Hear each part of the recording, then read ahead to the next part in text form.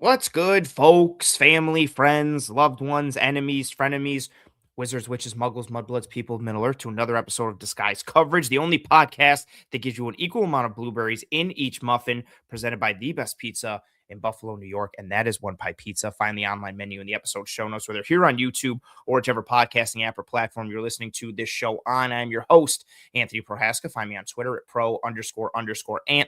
That's pro 2_ANT. Find me on Blue Sky at ProAnt. No underscores there, just PROANT. In this episode of Disguise Coverage, we are starting to pivot more towards draft season. I know it's a little late in the offseason for us here on the show with that, but with everything that's gone on this offseason of Sean McDermott being fired, Brandon Beane being promoted, Joe Brady being promoted, the hiring of Jim Leonard, and all the resulting avenues of conversation that have resulted for that, we have kind of taken our time getting into more of a draft focus here on the show. So this is our official first draft episode of the offseason, which is crazy to say as we're kind of in mid-March and the draft is like roughly 5 weeks away. And in this episode, again, as we start to move forward each week after week after week, getting closer towards the draft, we're going to hone in more on specific players, position groups, needs as more of the Buffalo Bills roster starts to take shape each and every week as some more signings trickle in as we anticipate they will. It'll kind of, put specific position groups and players a little more into focus, a little more into the crosshairs. But in this episode, this first kickoff, draft episode of this offseason, we'll be diving into positional targets and specific player targets at those positions for the Buffalo Bills at pick 26 in round one / early. I'm going to put it out there that I think a trade back makes a lot of sense for the Buffalo Bills. I don't think that's a revelatory concept at this point, especially with them trading that second for DJ Moore, where the strength of this draft is. So we're going to be phrasing that and using that phrase and verbiage a lot in this episode tonight. And when I say we, it is because I'm not alone in this episode. I am joined by one of my good friends and one of the best ball knowers out there. That phrase, I say it all the time. Anytime I say it, it gets used too much. It's overused today. It's used in like satire and all that stuff. But Mr. Russell Brown of the Lions Wire, founder of the Draft Report, a tremendous Substack that breaks down anything and everything you need to know when it comes to college football and prospect evaluation. Russ, if you folks don't know, is sincerely one of the best people when it comes to anything and everything draft, prospect evaluation, skill sets, fits, grind and tape. I've had the pleasure of, I don't even know. I've had the pleasure of knowing you, Russ, for a while. 5 years at this point now, maybe.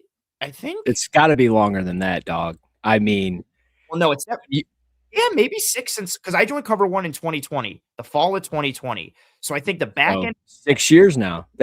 it's 5-6 years. So yeah, you sincerely are one of the best. You're a good dude. It's awesome to talk ball with you. And there's no one. I know I reached out to you late, literally last night, because this idea came to me. There's no one I'd rather kind of kick off the draft series with here on this show than you. So thank you for taking the time. Welcome to the show. Yeah, no, it's good to be back. Good to be home. I will always say Cover One is home. So no matter what's going on, it will always be home. So it's good to be back. Always happy to join you whenever, whether it's a Monday night, Tuesday night, doesn't matter. Anytime, any place, I'll join you. And it's weird, as you were going through the intro, you were talking about, this is the first draft episode and how things have changed with Sean McDermott getting fired. And it's just like, I remember when Sean McDermott got hired, I remember being with Eric Turner down in Mobile. Like, I just like all the little things. It's just like, that was a chapter of kind of the Cover One brand growing, and then seeing the growth and the work that you've done and the work that, Eric has done and the rest of the team, from Greg and Aaron and everybody on the squad, and the constant growth with everything. And then just kind of seeing like the next chapter of Bills. It's just kind of cool, like it's really kind of full circle type of moment. It's pretty sweet. So really happy, obviously, to be here and talking. And I know everybody's expecting Bills talk, but I gotta ask, AEW just had a big pay-per-view. I mean, It's fantastic. What's the thoughts? What are your thoughts here? I really just want to see. I mean, it was a banger as always. Like, just AEW's been on such a hot streak. And I'll say somebody already, like, even before we started, somebody in the comments was always like, cue the pro wrestling reference, you know it. Yeah, they've just been on a heater for really like the last year and a half. So many thoughts. The big one for me really is like, what do they do with Hangman now that he lost, and the stipulation, which was the Cody Rhodes stipulation of like never challenging for the title again. So like, does he live in the mid card? How do they get him back to the main, like the title scene? Does he goad somebody into giving him that shot? Does he go back on his word? Because it was more of a handshake agreement, like Tony Khan talked about. Like, I'm really interested to see where he goes. And the whole time I'm just sitting here, I'm just waiting for oh yeah. He says, Blue Tome says heel turn. Yeah, maybe a little heel turn Hangman. I also think it's interesting, like, with what Hangman's doing, and then Swerve kind of trying to solidify himself as the most dangerous man in AEW. Like, they're always connected somehow. I'm also sitting here waiting for Jay White to come back. I feel like he's been gone for like a year now, but I'm really excited. He had that tweet the other day. He was like, okay, or whatever the hell he said. And it was just recently? Like, yeah, he tweeted like he tweeted Sunday, like October, and he tweeted ready with a question mark, and everybody was like, "Oh, he's coming back," and then it was like, "No, he's not." And so and then he did on Sunday. He did ready. Period. So I didn't even know. I stay off social. Oh man, I'm even more. And I almost sent it to you, and I was like, "You should have." I was like, he's probably living under a rock, getting ready for the pay-per-view. I'm not even going to bother him because I can't even bother you when the Bills are playing. So I'm like, I'm not going to bother him during the pay-per-view because he's probably going to watch it at like 2 a.m. or something crazy.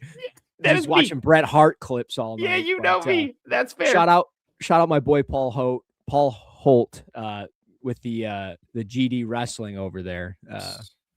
He hates wrestling. He has no idea what's going on. That's fair. And I get it. I understand the stigma. I understand the notion. Yeah. But yeah, we're it's one of the many things that bonds us and unites us, you and I, along with football and good stuff. Yeah, I appreciate you asking. From onto the Bills. Yeah, no, fair. Actually, as we go into that conversation, step back. Let's look at the draft from kind of the whole class, like that lens, that perspective. A lot of people are kind of saying it now at this point, right? As soon as we usually get into March, like whatever the big talking heads have said about the draft is usually what everybody parrots and everybody says. So what are your thoughts on this draft class? Like, not too top heavy, not a lot of quote unquote blue chips, but some good value. The strength is like really picks like 25 to 65, 75, somewhere in that range, pretty deep at, linebacker, edge, safety, defensive line. There's some good noses in this class. Does all of that ring true for you? Do you think differently? Is there something else that's on your mind with this draft class that people aren't talking about enough? Kind of just, put this class into perspective and, where your thoughts are on the 2026 draft class as a whole. Yeah, I mean, I like the class, as a whole. And when I do my evaluation, like I don't do a 300 person big board. I think people are pretty familiar with the work in itself over my 8-year stretch or whatever it was with Cover One. But I mix and match all the time. And then I get basically through 100 to 125 players. And some of those guys are 5th and 6th round picks that I view as, a top 100 player out of the 4 or 5 games that I watched of each player. But if I watch, 2 games of a player and it's just not clicking, I move on because I'll never get the project done of the draft if that is the case. Like I just obsess over film. For example, David Bailey, I watched every single game. And this conversation. I was gonna say, for those who don't know, I'm laughing because Russ has texted me probably like 7 to 8 different times about David Bailey and his frustrations with him versus what the larger scale thoughts on him. So as soon as you said it, it just made me laugh. Yeah, and it's just like and we'll get into all of it, but like I like the class, but I do have concerns with it. Like, quarterback is obviously a huge concern. I think Ty Simpson in the first round is crazy. It's a big swing. I think Mendoza is the best player in the draft, but again, I've been wrong with quarterback evaluation 100 different times. But collectively, I love the offensive tackle class. I think it's a great year for a nickel. Yeah, good call. You look at Traden Stukes from Arizona. Oh, yeah. Love his skill set as a nickel. I don't like him as a safety per se. I like him more closer to the box in the alley. Same thing with Keontae Scott. I don't like him on the perimeter, but I love him in the alley and I can blitz him. One of my favorite players. I'll take Keontae Scott anywhere. Shout out to the Hurricanes. Yeah, I think he's one of the best players in this draft. Just, collectively. And then, you go even a little bit further. You look at D'Angelo Pons, right? Like pound for pound, one of the best players probably in the draft as well, just Yeah, because of fair. his size and some of the limitations, but he makes it happen. Yeah. But edge, love the edge class. I think there's a lot of good players here. There's some questions though, because you have guys that are older, you have guys that have injuries, you have players like Cassius Howell who has shorter arms. Yeah. By far the shortest arms that we've seen. And it's, so there's questions, but you mentioned nose, right? And I think nose is really interesting because I don't think the Bills necessarily, they might go that way at 26. I don't know, but they might have a couple guys that just fall right in their laps. Like Lee Yeah. Hunter might just be there. Peter Woods might fall in their lap. Not necessarily a nose, maybe more of like a 3 tech, but again, a guy that you can play in various spots. You've got Caleb Banks, odd year, right? Odd Yeah. production, broken foot, running on it. You can tell that it was broken. Right. He's running on it at the 40. Him getting hurt in the offseason, I was like, of course, like let's muddy this thing even more and let's have him get hurt in the offseason. Yeah, I texted you. I think I DM'd it to you when it happened. I was like, dude. Yeah. And it's like one of those things where it's like, he crushed the Senior Bowl, had a great Senior Bowl. Yep. And it's just one of those things. I will say, love the linebacker class. I think it's a great year for a linebacker. Speaking from a Lions perspective, I hate seeing Alex Anzalone leave Detroit. But at the same time, like if the Lions are going to go with like a lot of base stuff, it's a good year to go get a guy. And I know we're going to talk about a lot of them. So Yeah, I think you got to, yeah. And, safety too. I like the class, but I still have a lot of question marks. And that goes with some of these top players like Dylan Thieneman. I have question marks about the player. Same. Graded out really well for me. Yeah. But I can still hate the grade and I could still question I don't know what his true role is going to be in the NFL because of what happened this past year. So collectively, like the class, don't love it, have question marks, but I think teams, like you said, 25 to 65 and even parts of, rounds 3 through 5 for like a center. I think teams are going to find, some pretty good players in certain spots, but there's going to be some big swings and misses, I think. And I think we're going to probably talk about a couple of those guys tonight. Oh, yeah. I like the way you kind of put that in perspective. I'm right there with you in lockstep for a lot of that. Especially with the safety class. Like I think the safety class is so interesting because I feel like the type of safety you need could change if individual teams' boards. Like, do you need more of a box guy? Do you need more of a range guy? Like, if you need a range guy and a single high guy, do you think Genesis Smith is awesome? Okay. Do you need him to tackle it all? Because then, like, do you not think he's awesome because of that? Right. And then the fits are going to change rankings based off that. And yeah, like even again, I think Thieneman at the close to the top. He's behind Downs.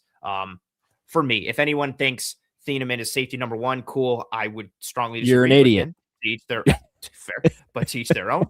But even Thieneman, don't overthink it. What's funny too? Like Thieneman and Downs, I think Downs can do anything that you want as a safety within reason. I'm not going to sit here and say that Downs is like Sean Taylor, who to me is like the greatest prospect coming out.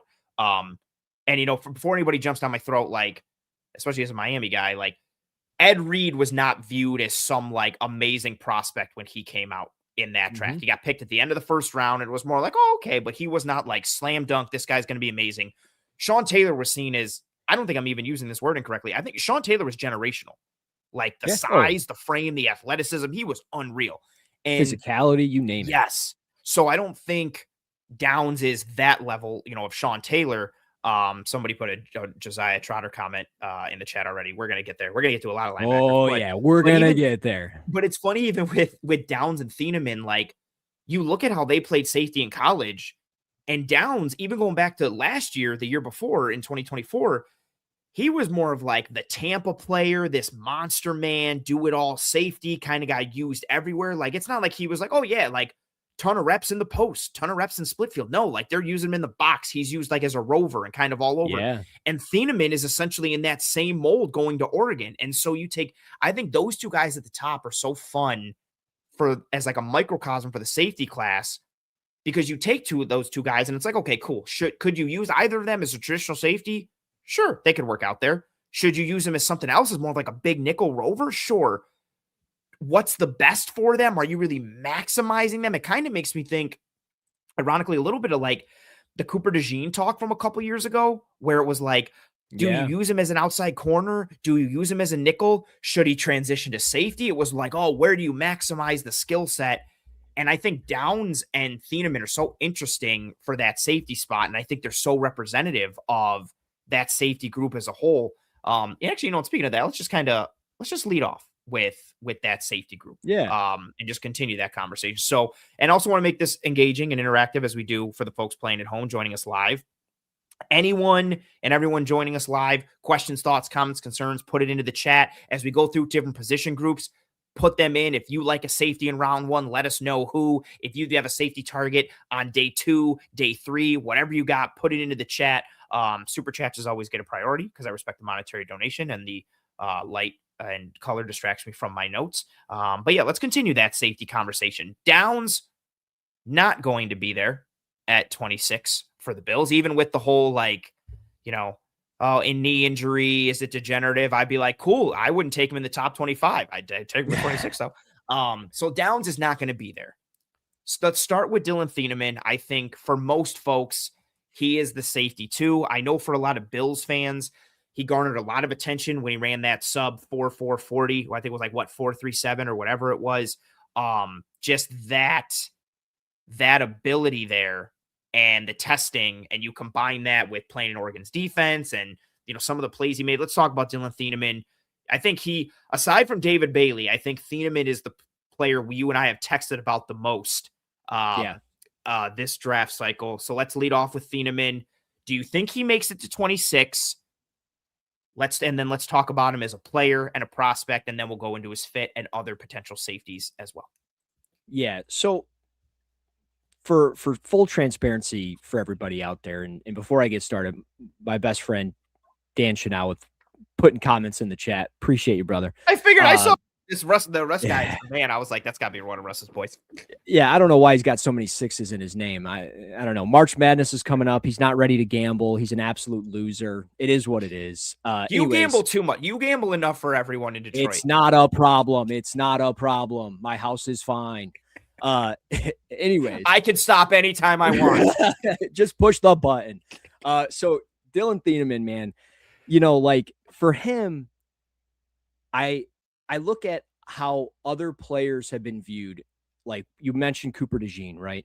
Mm-hmm. You mentioned, maybe not necessarily you, but other people that are looking for how the Seattle Seahawks go about their defense, Nick Amanawari, and going out and getting those versatile defensive backs that can be effective in the box, single high, split safety, you name it, moving all the way around. And when I look at Dylan Thieneman, I don't feel like his tape really is as good as those players that we're talking about, trying to compare him to for his specific role. Okay. But at the same time, when I put him through the grade, his grade still is there. And it's just maybe I'm just a hater and I maybe just need to let it go, because I struggle with what his role is because of how he was used at Oregon. I don't see, and I don't think there's going to be a lot of teams, and maybe I'm wrong, maybe this is shifting, but I don't think there's a lot of teams out there that like to go with 3 high safety sets. Yes. And I always felt like whenever I watched him at Oregon, I felt like there was limitations with him. And then when I put on Purdue, I see there's a little bit more fluidity. Yes. He's a little bit more free. Yeah, a little more true safety stuff at Purdue, but a bit more there. Yeah, but even then, when I watched him play Nebraska at Purdue, he was still playing that rover spot. And I'm like, maybe this is just where he excels, and maybe a team in the NFL will develop that for their defense. Or maybe he just falls in the lap to 23 to the Philadelphia Eagles because they move on from Reed Blankenship. So and that's the guy they get, right? I do struggle with his evaluation, but overall, he earned a 6.7 overall grade out of 10 on my board, which is a second round grade, but he's going to be a player that is a fringe first round draft pick when it's all said and done, because he's a physical player that triggers downhill. He can patrol the alley. He shows great range over the top when he's playing that role. He will match up well versus tight ends up the seam. So he's going to carry with those guys. But as we've talked about in the past, that doesn't necessarily wow me. You should carry with a tight end because you are a defensive back. You are the smaller of the two. You're not 260 pounds running a go route or a post route. You're 200, maybe 220 at the most. So, but I think he's got to improve his angles. I think he's got to be a little bit more active at the catch point. I think there are times that he kind of bounces off of contact, stops his feet. So realistically, I don't think he'll be there for the Bills at 26, but I could see him there just because of like comparing him to other players. A lot of these guys that we've talked about in the past, Nick Amanawari and Cooper DeJean, they end up going on day 2. And when we Yeah. get into some of the linebackers, a guy like Josiah Trotter, who I'm very high on, and I'll get into him, but he'll probably be a day 2 pick. But realistically, I love the skill set, and I think he's more of a top 25 player. Now, I'm saying Dylan Thiemann is going to be a top 30, top 32 player for me. So Yeah. he's just kind of on that outside. But I like his skill set. I really do. I just don't know if he's going to be there. Like Minnesota, you get to Minnesota at 18 in a mock draft, and you're like, Dylan Thiemann. They need a Yeah. safety so bad. Especially with That that makes type sense. of defense and what they do and the quarters pressures and everything, like he just fits with his skill set, you would think. Yeah. And another team, too, is Carolina, like the pick right after. Mm. And I only say Carolina because of how much they've spent on that front seven, getting linebackers there, getting Mhm. defensive ends there. Mhm. Um, you bring in a guy like this, now he's kind of got free range to do whatever you need him to do, and you've got him on, essentially that 5-year contract. So Dylan Thiemann, I wouldn't necessarily get all up in arms and think that's our guy at 26 because I just don't know if he's going to be there. I think there's too many teams that make sense for him, but like if he goes to a team like the Jets, I'm scared for his life because I don't see how it works. I think Aaron Glenn's going to be gone by Halloween. So like I don't Yeah. see how it works. You know what I mean? Like Yeah, yeah, yeah. No, I think those are all fair points. For me, everything with Thieneman starts with, you talked a lot about it, like what he is as a player. You've broken that down, and I'm in lockstep with you. And I really wonder against like, yeah, the backdrop of the league. Like and what I'm about to say is not revelatory, but like the nickel position has been a premier position and mattered a lot in football for years. It hasn't been paid that way, but it's mattered a lot. Like the Bills, for example, were at the forefront of that movement. You had Taron Johnson. You could live in nickel 90% of the time and still play the run against spread looks when the league was more spread run, and then do what you wanted against the pass as well. Then the league has shifted. We know the past couple of years, what do we got? We got condensed formations. We got heavier personnel groupings. We got multiple tight ends. We got a fullback and multiple tight ends. It's heavier. And so now it's like, do we have to go back to base now? But then you have teams like the Rams that are like, yeah, yeah, yeah, we're going to go in 13 personnel. Yeah, yeah, yeah, you should go to base. Psych, we're just going to pass a bunch out of it. Now, what are you going to do? Because you're in base and your guys can't match with their tight ends. right. And then you've got teams like the Eagles and the Seahawks who can play those big nickel looks, or even the Cardinals for the past couple of years. Like, and someone might say, like, oh, their defense has been terrible. When they were healthy, their defense has been good. And it was like, oh, Yes. they got Buddha and they got Jalen Thompson and they got Garrett Williams who can they flip back there. And then they got dude from Texas Tech, the Darian Thompson. And it's like, oh, all these guys they can rotate in. And I'm wondering how much how much does the league chase the Emin body type or skill set, right? That idea. Because I remember you and I talking about him last year, and I said this a lot, like, because the Bills fans were like, oh, take Emin, take Emin. And I wasn't high on him because I didn't see him as a true safety. And I was like, where does he fit? And then Seattle took him and they were like, well, we're just going to make him essentially a big nickel quasi linebacker. And look how good he did. I wonder how many teams chase the big nickel or three safety looks as this way to kind of limit how much they can be dictated to and limit Yeah.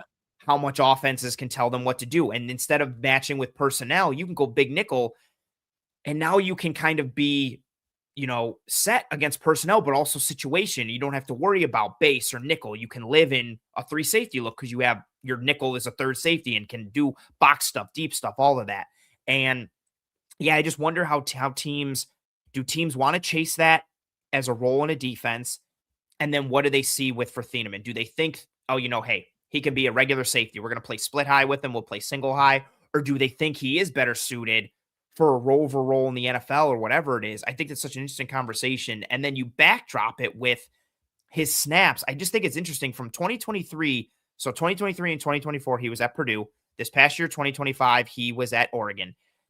His deep safety snaps by year, and these could be in a single high, so him in the post, or it could be him in a two high perspective. They went down each year 715 in 2023, 458 in 2024, and then down to 262 this past year with Oregon. And if you use the Oregon example this past year, So 262 deep safety snaps, 119 in the slot, and then 450 in the box. Like he was almost exclusively like a monster man, apex type of player. Again, that rover role. So I think it's interesting. What do you want to do? What do you Yeah. pair him with? And for the Bills specifically, I think it's interesting because I think Cole Bishop is best suited as a big nickel, monster man, apex type of dude. He's improved deep a little bit. You could do that with Bishop. You could do that with Thieneman. Is safety still a priority because you've grabbed Geno Stone and CJ Gardner Johnson? I think CJ Gardner Johnson is the starter. Geno Stone is depth. You can do a lot of things with CJ Gardner Johnson. I think it's an interesting conversation. I think it's more interesting of Thieneman as the player for the league and what he Yeah. means, where he fits, all that kind of stuff. Well, and the other thing too is like, did the Bills go out and get, Gardner Johnson and Geno Stone because they know Thieneman's not going to be there? Like they know Fair he's going point. to be off the board Fair point. before then. So like, hey, we're not even going to bother putting this guy. Like he'll be our top player on the board, but we know we're not going to get him because he's going to be gone because of some of the reasons that we've talked about. And I don't know. He's such an interesting evaluation. I Yeah. really liked his tape overall. I just didn't like the certain usage. I did like the range as far as getting downhill, the way he could scrape over the top, fill the alley. But again, there's still some form tackling stuff there. There's just some overall technique issues that I see. And I think back to like Jaquan Brisker when he was coming out of Penn State. Loved his skill set. He kind of played that rover role a little bit. And he would play down in the box. And he went 48th overall, and he just signed a 1-year, $5 million contract. So Yeah. I don't know what the NFL thinks of these types of players. And that's where I struggle with Thieneman overall. Again, I think he could be there. But at this, he's such a coin flip because Derwin James, he went 17th overall when he was coming out. He's damn good, but he's kind of a rover box player as well. Closer to the line of scrimmage, big nickel. So I just don't know. Man. He's a tough one. He's a very tough one to start this show. And I know we're not convincing people in any way, but if we're feeling this way, I can only imagine what some NFL teams are feeling like. Very fair and good point. Yeah. I just, and I think for Thieneman, what's tough with me is I respect the versatility and the skill set, but there's nothing for me to hang my hat on. Like, I don't think he's rangy enough. And I also In don't think he's, coverage. yes, in coverage. And I also don't think he's, like you mentioned it, like, I also don't think he's physical enough as a tackler with how he bounces off dudes at times. So, like, I feel like he's caught in between. But again, that's not necessarily a bad thing, like, because he's a jack of all trades in a lot of ways. But is it like, is that good enough? Instead of having him be a jack of all trades, do you have him hone in on 2 of those trades and try to make him elite at 2 or 3 things instead of having him, be pretty good at or above average to pretty good at like 5 things? Which ones do you pick? The role. Yeah, really interesting conversation with him. And then let's kind of shift it to any other safeties. Is there any other safety that you think could creep up into the back end of round 1? Or if the Bills were, let's say they trade back in round 1 again, I think that's, people have said in the comments, I think that's very much on the table for the Bills, especially with where the strength of this draft is, like Russ and I have talked about.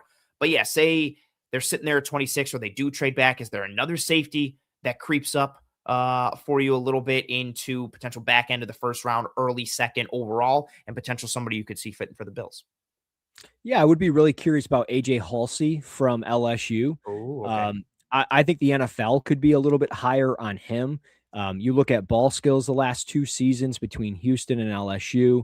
And this is a guy that has started every single year from New Mexico to Houston to LSU. He's been around the block, but 48 games played in his career. But last 2 seasons, he has tallied over 160 tackles, 8 interceptions, 12 pass deflections, always around the football. I think teams that like, single high cover 1, where he can either buzz down or he can play that single high role, or even if you're running cover 3, and again, he can buzz down, or he can be right in the middle of the field, just playing that middle third. I think there's a lot to be desired there. I love how he triggers downhill. I think he's well built. At 6'1", 205, kind of has that muscular build to him, has kind of a little bit of Marcus May to his game, if people remember him when he was coming out. So I like him a little bit. I think he's late triggering in zone. He gives up a little bit of too much of a cushion, specifically with like in and out breaking routes. it looks like he more so like triggers down to get in the way at times, not necessarily to like jump a route or, make a play on the football. It's Mm, more so just to kind of get in the way and kind of take up space. And even in the run game, it's more so with that, like where he's getting in the way. I felt like he could get flat footed at times, but just the way he can rotate in coverage, the way that he can buzz down, the physicality, the ball skills, there's much to be desired. And I think when you look at, teams that need safeties, because there's actually a lot of teams that need safety help. Miami could mm, be a team, mm. Kansas City could be a team, and you look at, those teams at 29 and 30, potentially New England at 31, or even Seattle at 32. I think there's enough teams at that back end where if we get a little bit of a run where like Dylan Thienman's gone, Emmanuel McNeil Warren's gone, obviously Caleb Downs. If a team doesn't feel like they can get that, that next safety in the second round because there's starting to be a run between like picks 35 to 50, Mm. teams like Kansas City or Miami, I think they could go after AJ Halsey a little bit, and he might go a little bit sooner than something, but he's probably more of a day two pick. But Yeah. I like his skill set quite a bit as a potential sleeper. And I think the skill set in the size and frame, like you mentioned, is really interesting. You and I were actually, again, I'm going to probably say this a bunch because we text all the time, but you and I were talking about him at some point over the last month or so. Yeah, I remember watching him during the season. I was just like, man, like that's a big safety. And then Yeah, like watching him break on the ball and like bait the quarterback and make plays. And I was like, oh, that's a really athletic play and good ball skills for like a bigger type of safety. And yeah, I just feel like there's at certain points, like the traits and the physical aspect, I think like teams tie into that. And then he's got some production on top of it. And I don't think after Downs and Thieneman, I don't think there is a consensus like third safety. Like I think no, some teams could like Emmanuel McNeil Warren. I think some teams could like Halsey. I know there's people out there that might really like Zakee Wheatley from Penn State, and maybe he's the safety three. So yeah, I don't think there's a consensus safety three there. And I want a couple names in the chat, and I know one of them we talked about already. Thoughts on Bud Clark, safety yes, that from TCU? Yeah, let's talk about him. And then let's talk about Jalen Kilgore after that. Because again, another guy that you and I were texting about the other day. yeah. So Jalen Kilgore, just to kind of to start there, I'm not sold with him. Kind of the same thing with Kamari Ramsey. I just Okay. I got through two games with both those players, and I just didn't see it. If you need to handle that, I saw that pop in Yeah, there. I Go appreciate ahead. you, Arthur. So Arthur, thank you very much for being here. Thank you for the super chat. So Arthur says old school flashbacks with Russ.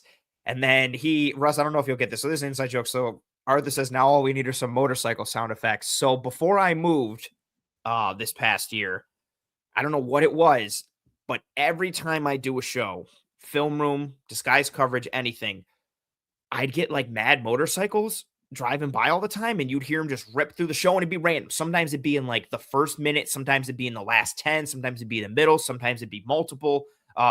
So Arthur is bringing that gem back and tying it in with the old school piece. I appreciate you, Arthur. Thank you very much. That was very good. That's That got funny. a good laugh out of me. I hated those motor every time because like we record the film room at different spots. So the fact that it would happen like through, and it was like fall, summer, winter, 9 at night, 5 in the afternoon, 3 in the afternoon, 7 at night. I was just like, dude. And so the joke was just like somebody out there is watching the show on their phone and Oh, just getting ready and be like, oh, he started the show, and just rev it up and ride by. Like that's just probably your kind of how neighbor. it went. That's right. Probably Probably your is. neighbor. It He's probably was probably like, my I little hate that neighbor. guy. I That freaking probably hate was that. like, I hate him. Let me do this. Fair. But yeah, finish with Guy. your Kilgore thoughts. Appreciate you. Yeah, no, so just with Kilgore, I just felt like there were times like a lot of hesitation within his game. I just was always waiting for him to like do something. And Mm, when like you gotta, I'm not saying like right off the rip you gotta do something. I'll wait all game. I mean, David Bailey's a prime example. You watch a Utah game, you wait till the fourth quarter and the last drive for him to do anything in the game. mm. But you know, don't mean to bring up I old was things. just saying. Uh, I just won't let it go. I'll never I let it go. know. I was you just waiting to just dig that and put that knife in there. Gonna buy the jersey and burn it for no reason. You hate it. But Bud Clark, but I'm all over the place tonight. Kilgore, just I always felt like I was waiting around for him to kind of make a move, hesitating in coverage, whether it be getting flat-footed or letting a guy get by, and then you're just kind of waiting to flip your hips. Those were movements that I noticed with him at times, and then just kind of getting caught looking at the quarterback and like you're playing in the SEC, you're playing at South Carolina. You can't like that can't happen. Like that's one of Mm, those things. Like if I'm viewing you as a top 50 pick or a top 75 pick, you got to have some flow, some fluidity in your game. And I just didn't feel like Kilgore brought that. As far as like Bud Clark though, you put mm, it on and you just see the fluidity and you can't stop because mm. he's got great production, great ball skills. He reads and reacts super quick, shows the desired, click and close ability to just whether it be an in breaking route or over the top. He's just got that ability to close that gap between him and a player consistently. I think he's Even when got he's moving backwards too, there was a rep yes, against Arizona State. It's cover three sky, so he's covering the flat. And he buzzes down and covers the flat, and they try to throw a corner behind him. and he And he backs. three-quarter turns, yeah, and runs. It like he doesn't turn and Yep, run that way. He just like three-quarter shuffles, and it's so fast. And I was like, oh, and I think it was Jordan Tyson, and Tyson ended up making the catch because he's sweet. But the fact that Clark got there, it was early in the game. I was like, oh, and that was, yeah. and then like let alone running forward, like his speed and his close is real. And sorry, I got really excited No, when I saw that no, first time. So I'm right there with you. yeah, no, you're good. You're good. And I think like just when you see him, I see NFL safety ready made, ready to Mm, go. When I watched Kilgore, I didn't see ready made. So like you want to mm, draft him in the third or fourth round, sure. But if I can get Bud Clark in the third or fourth round and he's going to play for me right now, absolutely. Now, there are concerns. Older player, going to be 25. He's missed 12 games due to injury. He does bite on play action quite a bit, and he'll allow receivers to kind of creep on him. And he won't always close that gap. But overall, generally speaking, consistently through 4 games of Arizona State, BYU, USC, and Arizona from 2024. Like there's so much Kirby Joseph to his game. There's not a mm, ton. There's not a ton of long speed concerns with him. mm-hmm, Because the way he can just kind of flip his hips, he ran a 4.41, plenty explosive. I think he's, fairly instinctive, obviously, with the ball skills. So mm-hmm, I love so much about Bud Clark and the way that he can play. I think a single high safety, I can run a ton of zone with him because of the range. Man coverage is going to be there because he's got the desired mm-hmm. athleticism. And I'm not saying this guy's a, generational talent by any means. I know what you're getting with the 25-year-old rookie, but again, ready-made player, Bud Clark all day long over probably quite a few of these guys, whether it be even another guy we talked about, Bishop Fitzgerald. I probably again would still take Bud Clark, Oh, but I would take Clark over Fitzgerald, but I do yeah, like Fitzgerald a lot. Yeah. yeah, and that would be the other guy that I would have brought up. But again, that's definitely a little bit later. But Yes.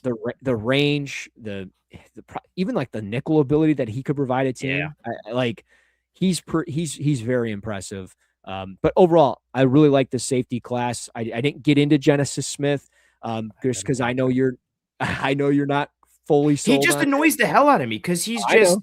he just he's so smooth in coverage. Like he is the single high. People are gonna make the Kalen Bullock comps, and I get it. Like, but he's so good. Single high, the range, the ball tracking, his gait. He's smooth. He's a smart, instinctual coverage player. He's got good breaks on the ball, angles to the ball, but he just seems like he's allergic to tackling. And I know he had played with a broken foot during the year. So maybe that's throwing off some of, him going in, maybe he can't really push or brace himself for contact. Right. Um, but there's just several reps where he has the opportunity to annihilate someone. And Yes. not only does he not, because again, he reads the routes well. Like he breaks, he's there, he's good. And not only does he not annihilate guys, but he just like bounces off them and like it. I think it's the Baylor game. I have it in my notes. Baylor game. It's like a third, and it's a close game. It's in the fourth quarter. It's like a 3rd and 11, and they run a drag to somebody, and he triggers down, and he's right there. If he makes the stick right there, it ends up being like 4th and 6. And I'm telling you, he's there. He can annihilate this receiver. Instead, he slows up and like paws at him, and the receiver bounces off him, falls forward, turns it into a 4th and 2. Baylor goes for it, and they get the first down. Yep. And I just saw that so much on his tape. And you don't have to be like amazing both ways, right? You don't have to be this amazing physical presence and this amazing rangy coverage based guy, but you got it, like, especially from a physicality standpoint, you got to have a little something to you. And it's Yeah. not like he struggles because all the technique is there or he's playing out of control. It's like he doesn't want to hit. And that drives me nuts. And what drives me even more nuts are the people propping him up like, oh, look at you. Dude didn't want to hit anybody. And again, maybe Yeah. somebody knows something I don't. Maybe it really was the foot. But I would like to think that okay, the foot doesn't bother you from speed turning and chasing down the ball, but it bothers you to kind of, okay, it could bother you pushing down and launching into contact, hitting a little Yeah. bit, but you could still form up a little bit. You could still get in the guy's way. Again, devil's advocate, but yeah, he just drives me nuts because he's so good in coverage. He is the perfect complement to Cole Bishop. Stick him in the post, let him rock, and do Yeah. whatever. Too high coverage, pull, let him rock. Yeah. But it's like he's allergic to tackling, and I don't think that survives in the NFL. No, you're absolutely right. It does not. But I think if he were to go to a place like Buffalo, I think Buffalo is an actual really good landing spot for him because I don't think Jim Leonard would allow him to play That's that fair. way of playing soft downhill And I like do wonder too, like, would you like if teams bring him in or if they're speaking to him like in the draft process, like how much is it like, hey, like you're gonna have to hit here, right? And then like, what's his thought? What's his answer? Is he kind of like, yeah, or is he like, oh no, I'm willing to. The Yeah. reason I couldn't is because of X, Y, and Z, or like, no, like, yeah, what's the thought? Is he a reluctant hitter and he's like, I know, or is he like, no, you got it all wrong. Like, I want to hit, or I can hit, I can tackle, I can do, yeah, like I. And what are teams willing to live with? Do they think they can coach it out of him? Are they confident he's already got it? Or maybe do they not even care because they're like, we don't care that you're not going to hit because you're going to live in the post and the ball's not getting past the second level anyway. Yeah. Well, and that's the other thing too. Like I think a lot of teams are gonna, there's always that term, whether it be in scouting or specifically in coaching, know KYP, know your personnel. Oh, So nice.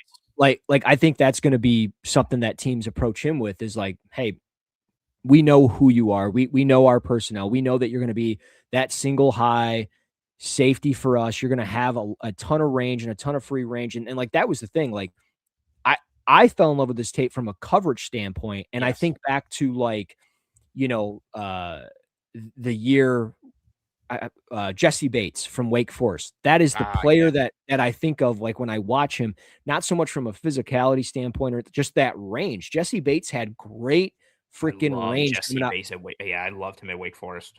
Yeah, like the range that he had was so awesome. And I think like when I watch Genesis Smith, it's like remnants of that. But again, I don't think that's a player that you're taking in the first round. I think it's more, No. yeah, you're probably taking him somewhere in the 40s or 50s at the earliest. And we've had this conversation in the past about players, this exact conversation about players that maybe aren't overly physical, but they've got tons of traits and athleticism. And these are going to be guys that we, maybe pound the table for between picks 40 and 50. They end up going at like pick 70. And that's Yeah. probably going to be Genesis Smith, but he's going to be a fine third round pick for a team if that's where he ends up going ultimately. If you can look past some of the physical issues that he kind of lacks on tape, but overall speaking, safety class, I like it. I didn't get into, obviously everybody because Yeah. we'd probably be here all night, but those are just a couple of names. The only other one I would have, threw out there was VJ Payne from Kansas State, but maybe I can go in there, but we can say that for another time if you want. You can mention a little bit on him if you like him, and then yeah, we'll move on to the next position grouping and first round targets for it. Okay. Yeah. So I mean, Payne for me, just holy cow, is he physical? Like you want a dude that's going to lay the hammer. That's your guy. 6'3", 206. He just flies around. He's going to be great in the box for a team. I love that skill set for like, I love box safeties. That's just kind of Yeah. my jam. If you're not playing single high, I want you down in the box. It's just the way I am. And that's VJ Payne, in a nutshell. He's going to be able to give you a tons of versatility. He can play all over, but I just felt like average ball skills. He lacked some of that read and react ability that safeties need to have when they're playing split safety or even single high. That's why I liked him better in the box because he could read and react closer to the football, Huh? and he could fill the alley. He can get downhill, or he can scrape over the top. He can have some of those run fits in the A or B gap as well.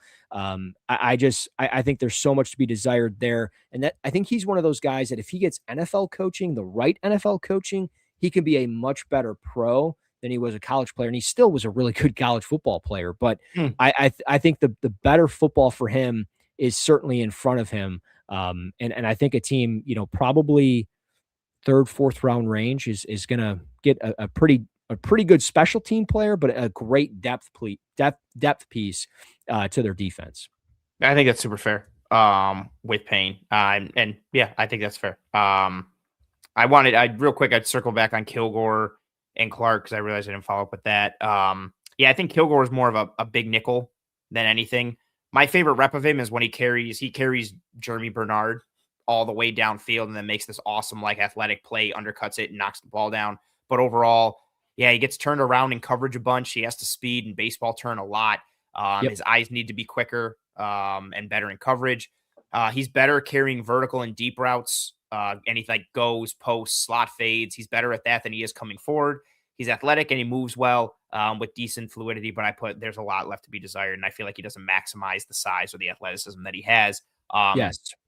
Bud Clark, big fan. Just like you said, good angles of the ball, good eyes, good anticipation. I like that he looks for work and he reads and processes route distributions. And then you mentioned all the coverage stuff. Like there's a variety of coverage stuff he's doing for TCU. He's in the post. He's doing split field stuff. He's manning up against the slot. He's playing catch man. He's playing down safety. He's playing straight up zone. He's playing match coverage from a variety of alignments against a variety of body types and skill sets. And so it's just cool. I don't think he's any, I like the 40 time. I don't think he's any great like plus athlete, but I think he has good eyes. He's got quick feet. It enables him to close and move. Some of the pieces like we talked about. Yeah, very fair. What? Oh, we got to stop. It's Jason. Jason, appreciate you being here. Thank you for the super chat. Jason says, I hope everyone is well. Hopefully the Sabres kick the Knights' butt tonight. Oh, you're at the game now. Just checking in. We'll watch later. Have a good show. Appreciate you. Nobody spoil the game. I'm going to be watching it after this. Sabres play at 10 Eastern against Vegas, the West Coast trip. Russ is a Red Wings fan, so everybody, let's throw out some boos for Russ. We suck. It's over. Ship sinking. Fire everybody. He gets it. Fair enough. Stupid. Appreciate I hate you, hockey. Jason. Thank you very much. In the words of Emilio Estevez in Mighty Ducks, I hate hockey and I don't like kids. That's very good. That's very fair. That's very fair. You want to do a linebacker next? Hell yeah. Talk about Sign me up. All right. Some Buffalo Bills linebacker targets in round 1/early and some names to know. We're going to talk about several linebackers here. Let's lead off with CJ Allen. Reese. Oh. Yeah. I think Reese will be there. Let's lead off with Reese and Styles. Both should be there at 26. Let's lead off with CJ Allen. I want to lead off with Allen because I think this is a name that gets mocked to the Bills a lot by a lot of talking heads. A lot of fans just in general kind of, what about CJ Allen? Will he be there? Don't think he's going to be there, so on and so forth. Let's start with CJ Allen and then move our way back from there. So what do you think about CJ Allen as a prospect, your evaluation of him? What are your thoughts? Yeah. So, like my bottom line summary for people, physical linebacker prospect with 29 starts over 3-year career. You can see Allen attack the opposition with good burst, closing speed. There's much to be desired with his range and how he's able to chase down ball carriers. He'll need to work on his pad level, and there are times that his eyes deceive him, and he'll play far too patient when reading the backfield action or pullers. Fortunately, he'll press pullers at the line of scrimmage or in the hole. He'll play physical at the point of attack on a consistent basis. Good form tackler that will have no issues in the run game. Hand speed will need to be improved against the opposition. There are times like far too slow, I think, with hands and taking on blocks. He can certainly get beat up the seam against, vertical routes with tight ends or even slot receivers. But Allen's ability to step in and become a starting caliber Mike for an NFL defense is certainly there at only 21 years of age. But I do think there are I think there's another linebacker to be had before CJ Allen. I like the player. Don't talk about him yet. Okay. I won't. I like the player, but he is coming off a meniscus injury that he suffered against Texas. in 2025 that needed surgery. But again, he'll be 21 years old here in March at some point. He might already be 21. I don't have his birthday written down, but I like the player. He just turned 21 on March 1st. Okay. So I like the player. I like the physicality. I think, the leadership qualities are there. 3-year starter, yeah. a player that's been a captain almost his entire tenure with Georgia. And there's a lot of people that rave about him, whether it be from scouts or whether it be with coaches. He's an NFL caliber player, no doubt about it. I like one other linebacker more than him. But if that was the guy for the Bills there in the first round, I don't think I would be too upset about it. Mhm. If they're passing on the next player that we're going to talk about, then I'd be like, Fair.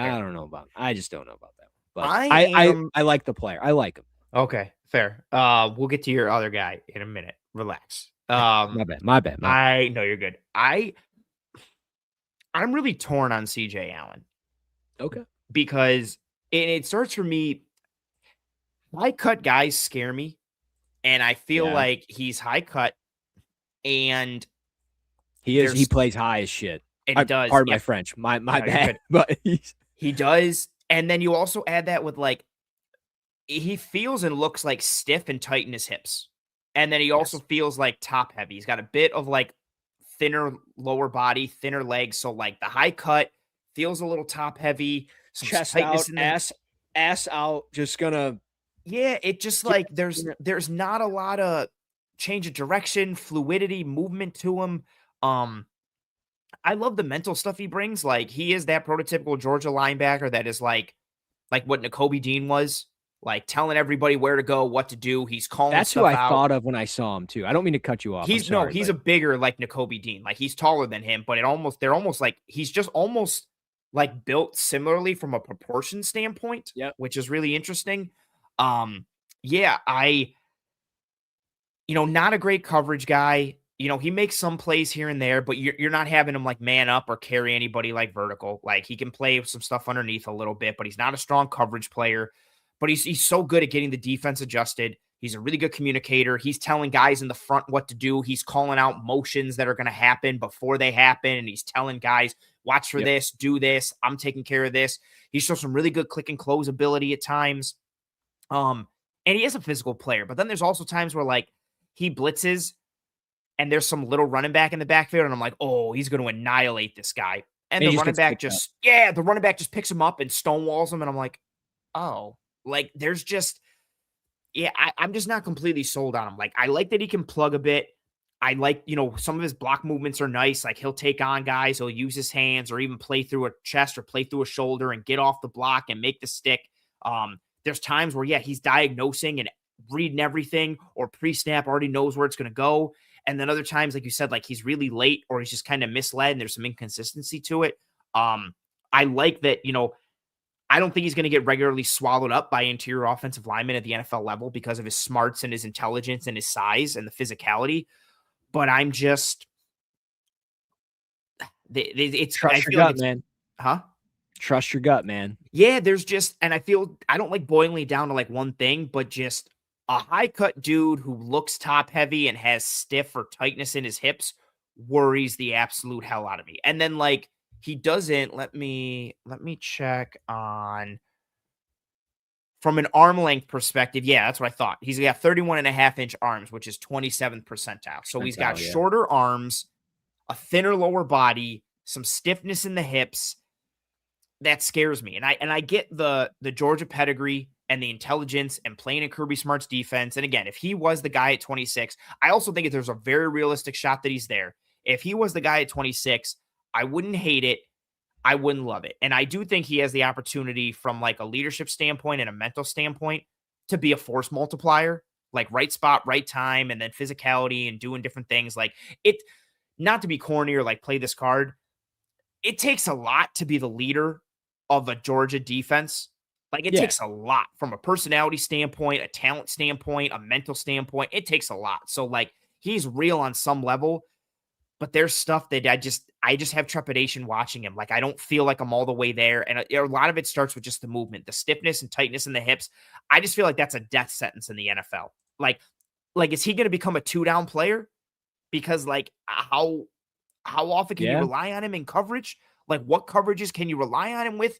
The stop start ability, change of direction, fluidity, all those kinds of things. Like, you just have to be so on point with your keys and your reads to make up for that it worries me. So again, if he was Yeah. the pick at 26, I do think he has some nice intangibles and strengths that I mentioned, but he scares me a little bit, and I do have some trepidation with him. But I think for a Also, lot of folks, well, go ahead.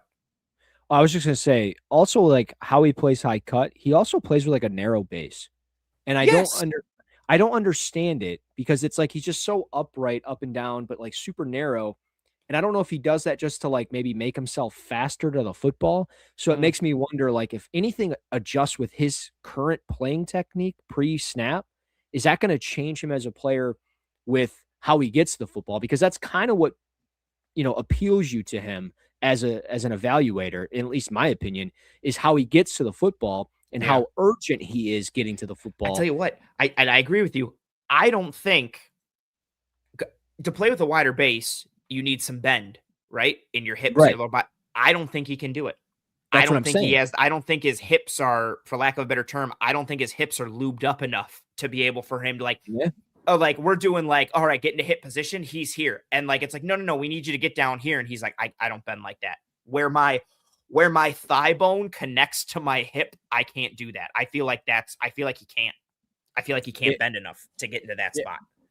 it could be. I mean, and these are like little things that, most people aren't looking at, but we know NFL teams are looking at them. So probably as evaluators in the draft community, we probably should start looking at technique a little bit more with players. And I think, you know, we are good to have the concerns that we have. Yes. Again, good football player, very productive. There's a lot to like, Yeah, there is. but there's easy ways to be tricked into thinking a guy is just going to be a stud, and then you see why he doesn't work out in the NFL. And Yeah. it's these little things like this. But Yep. And then when you look back, it's like, oh, I can't believe we didn't focus on this thing. Of course he wasn't going to work. Like, look at this thing that we all ignored. Yeah, yeah, I think that's exactly. fair.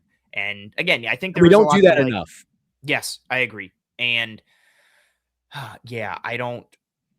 And for me, I don't like if you're looking at the Bills, right? And you're looking, I'll go like the linebacker to pair next to Terrell Bernard. Bernard is limited so much because of his size and frame. And even though he had a good RAS score, I don't think he's the most athletic type of dude. So, like, do you really want two linebackers with some change of direction questions and like fluidity questions, maybe, and range? Yeah, I question that a bit. Now, CJ Allen, for most folks, I think, is linebacker 3. If you're counting Arvell Reese's off ball, it's Reese and Styles, your clear 1 and 2, and then a lot of people have CJ Allen as their 3. Or maybe Anthony Hill, which we'll talk about Hill in a minute. But Russ, for you have a different linebacker as your linebacker 3, someone who you're very high on, who you told me in text earlier today is the best linebacker in this class, not named Styles or Reese. Talk about Yeah. and profess your love for Mr. Josiah Trotter, linebacker out of Mizzou. Yeah. Obviously, this is not because his dad is Jeremiah Trotter or his brother is Jeremiah Trotter Jr. It's got nothing to do with the NFL ties at all, actually. It's just the way he plays. He is so violent. He triggers with ease. He's got great range, explosive with such great change of direction ability. The way he manipulates offensive linemen by changing his pad level is next level stuff. It Mm, truly is. Super flexible lower half.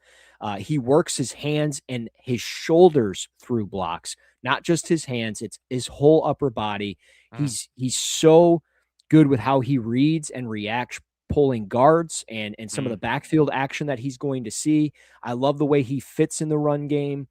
Effective blitzer. Sure, there's going to be times that he's going to get picked up, but I think teams looking for a Mike or a Will, you're in luck. Josiah Trotter can be that guy.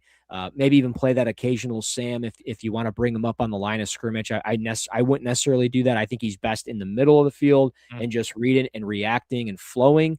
I think there are some injury concerns. He's only had 23 career starts. Has some knee problems.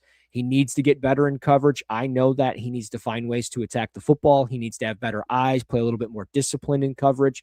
But at the end of the day, like I'm drafting a guy to stop the run. That would be my thing with a linebacker. I'm looking at stopping the run. That's why I'm drafting a linebacker specifically in the first round. I mm. need him to stop the run. And it's still a pass first, pass heavy league, whatever you want to say. But teams still run the football a good 55% of the time, probably, on average in the NFL. And I need a guy that can stop it. And I think Josiah Trotter is just so damn fun. And I think he can be so good, just with how he does everything from pursuit, taking on blocks, shedding blocks, manipulating the opposition. Just love the player. Top 25 player for me. Graded out with a 6.6 overall grade. So I love the player and the way he turned out for me.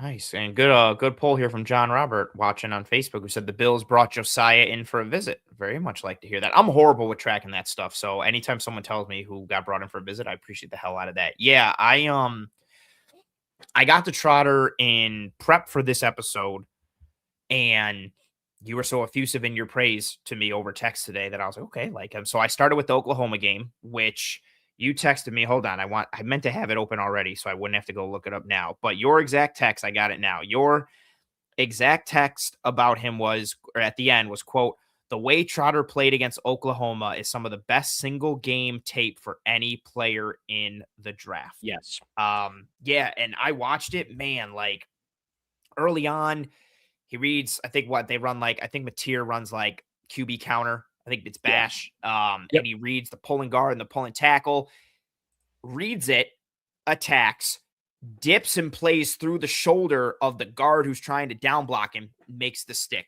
And then the next play, I think the very next play, he like reads a screen out of the backfield, triggers on it, buries the running back in the backfield. There's a couple plays in that game too where like he takes on a base block from the left guard and then the center separate times, and he just looks like he's meeting the pad where it's like the 3 points of contact. Here's the crown of my helmet. Here's both my hands. I'm going to get under you, jack you up, lift the sled, feet, shed. Like, Yep.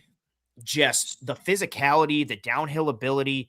And he's someone, ironically, and you mentioned it in your eval of him, like talking about him after CJ Allen.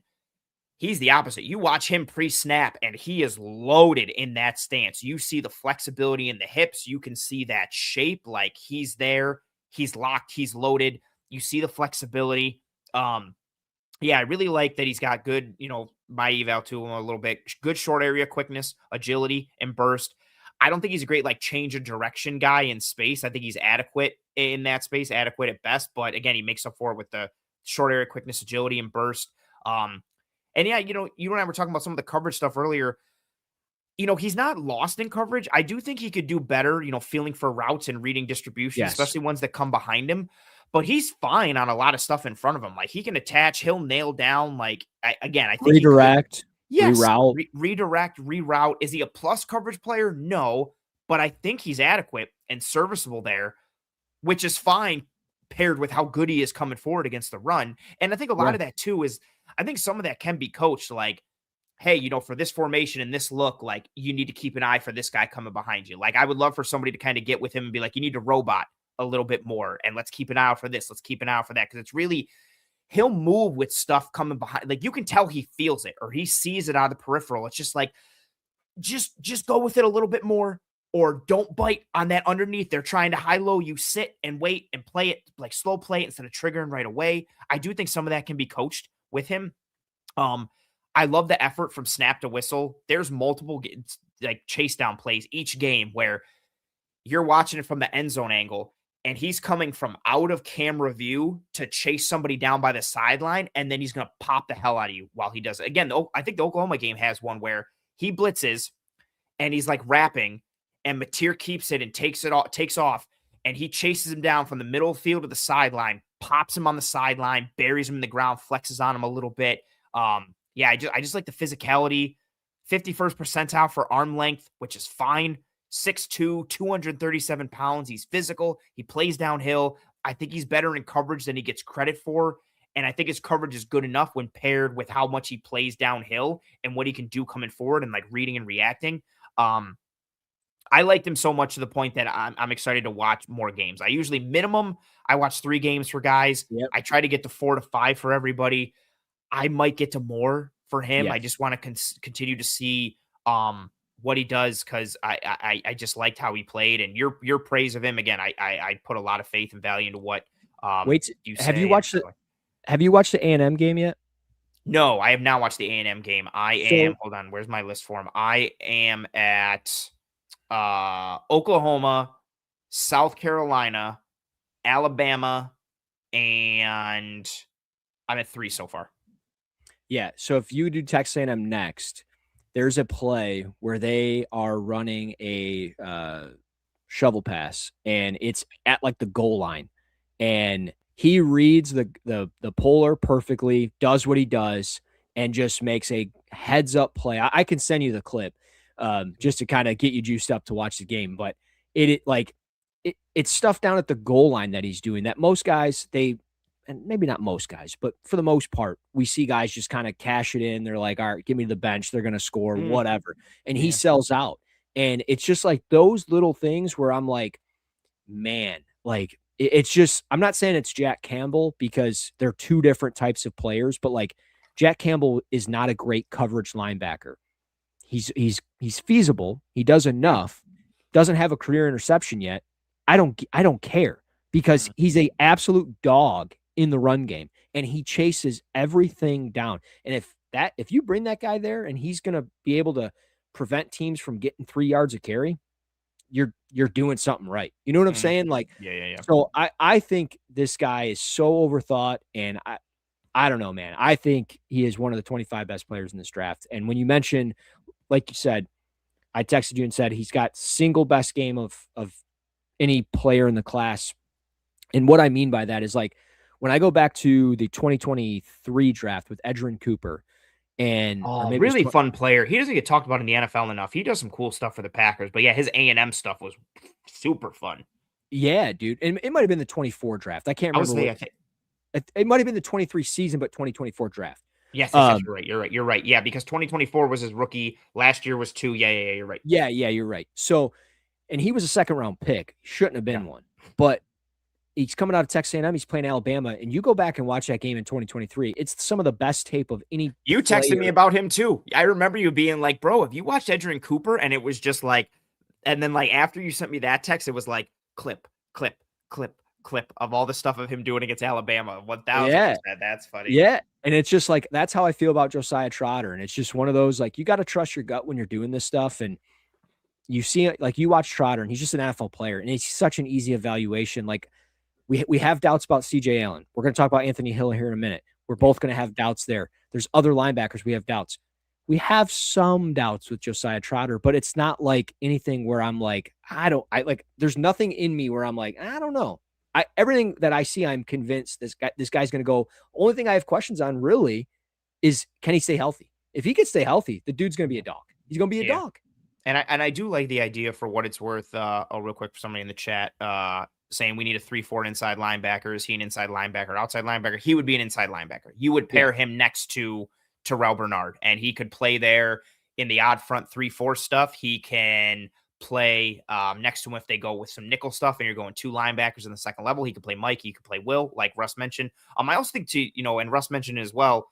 I also think depending on like if a team wants to reduce down or change the alignment, I do think because of his physicality, like you could put him as the end man on the line of scrimmage and be like, hey, just Go go like a jack penny up that front. tight end. Exactly. Yes, penny front stuff. Nobody gets outside you. And I feel like he'd be like copy. I Yeah. think he'd understand that assignment. And, so good question in the chat there. And yeah, for what it's worth, not that this is always anything, with the type of like player his dad was, I just feel like those certain guys just understand like I feel like what it's like to be a What player it and you like takes. yes, Yeah. and the way he plays the game is just very workmanlike and very professional. Like there's intensity and there's violence to it, but it just is very much like step by step. Like you can just see he knows what to do. Like he knows what it takes. Um and yeah, I mean his dad was a hammer. His dad wasn't some physical marvel. His dad was a grinder, and I think those dudes usually make good ball players because you're not the son of some like ultra talented physical marvel. It's somebody who like knew what to do to like grind and get there. So yeah, I think pedigree helps a little bit as well. I want to talk about 2 linebackers next after that who I think can be in the conversation for some in round 1. One of them I've definitely seen mocked to the Bills. I want to talk about some Texas State, not the university, but in the state of Texas linebackers. Let's talk about Anthony Hill from Texas. And then after that, let's talk about Jacob Rodriguez from Texas Tech. let's lead off with Anthony Hill first. What are your thoughts on him? Where does he fall for you? Because I do think maybe he could creep into round 1 for some teams, but let's talk about his evaluation first and foremost. Before I get rant and raving, do you like the player or do you not like the player? Anthony Hill? Yeah. We talked about him a little bit. He's another one where I feel like I'm missing something. Do you have doubts? Yeah, I have big doubts. We texted about him. We texted about him. I don't, there's times where I just wanted to make sure that nothing changed before I get ranting and raving and then put my foot in my mouth and you're like, I love the guy. Oh, well, no, I would encourage that even more. I don't want to I know. For the sake of it. But yeah, 100%. Still where we were when I think we texted about him in February. Yeah, there's times where I don't know what he's seeing or where his eyes are going. He's either wrong or he's late. Yes. I think Claude said it right here. Hill plays lighter than his size. And that's my biggest thing. I don't feel his size and frame as a linebacker. I don't feel the heaviness. I don't feel the thump, but I also don't feel like athleticism or like range. And I feel like he's caught in between on all these things physically. And then I also have questions mentally. And I know you see that. So yeah, I'm still where we were when we texted about him in February or whenever it was. So yeah, I'm still there. Okay. And and again, I wouldn't have cared really either way. I just wanted to make sure before it's like this whole me bashing. Before you're thing. Like, anybody who likes Anthony Hill is a moron. And then I'm like, I like Anthony Hill. Exactly. That's what I was trying to prevent. I didn't want to grab the steel chair and turn heel tonight and do the whole thing, but we can do it together now. You don't want to throw me through the window like Janetti after you super kick me? That's fair. That's how the show's going to close tonight, but I digress. Anyways, Anthony Hill, look, really good stack and shed linebacker. Chop swipe moves pretty nice. Good pursuit, good range. Very well experienced. 32 starts. He can get home when blitzing. He's going to mug and blitz a lot in the NFL, I think. So any team that's going to want to throw those mug looks and run all that, that's going to be his skill set. Only 21, so that's what you're encouraged about. And again, you're encouraged about his size at 6'3", 238. But like you said, he doesn't play to his size. And like, I think of like bigger linebackers that we've seen the Bills take. Tremaine Edmonds being obviously the first one to come to mind, 6'4", 253. He did play a little bit to his size at times. Anthony Hill does not. And I just think he's super undisciplined with his eyes. He stands still. Undisciplined is a good way to put it. Yes, he stands still on not every play, but there's a lot of plays on consecutive drives. Yeah. Where he's just standing there. I'm like, dude, what are you doing? Like, why are you just standing there? Yeah, and there's a video back in the day on NFL.com where Jalen Smith, the linebacker from the Dallas Cowboys, formerly of Notre Dame. Man, if he doesn't wreck his knee in that ball game, greatest linebacker of all time, dude. Maybe I don't know. Yeah, his C was crazy good, man. He was still good even after he wrecked his knee. Imagine what he could have been, man. Sorry. Yeah, he should have been a top. No, you're good. He should have been a top 5 pick. Yeah, easy top 5 pick. The length, the frame, the athleticism, the movement, everything, dude. Yeah, no, 100%. But with Anthony Hill, like just too much space in his zone drops, like just gets either too much depth or doesn't get enough depth or just gives up like, 2 or 3 yards between him and the wide receiver or tight end. There's just too much space there. And my biggest problem, while he could be a stack and shed linebacker, he can stack and shed. So he'll want to pop the pad and shed it. It's the working of the hands. It's non-existent. He doesn't want to swipe those hands consistently enough. The chop swipe is there, but it's just like, it's not like he's moving those hands consistently. He wants to just run through them in the run game. If he's rushing the passer, he'll do it. But in the run game, it's just like, I'm going to take an angle and I'm going to beeline to the running back and I'm just going to run through everything in my sight. And like that seek and destroy mindset is not going to work consistently in the NFL. I felt like he let linebackers take angles to him. I didn't like that. He missed some time with a hand injury in 2025. There's much to be desired, but like you said, to kind of kick it off, I left the film room watching him. I wanted more. And I just don't know if I'm going to get it in the NFL. He's only 21, so you might, but I don't think I would roll the dice in the first round. You want to swing it at 50, 55? Yeah, sure.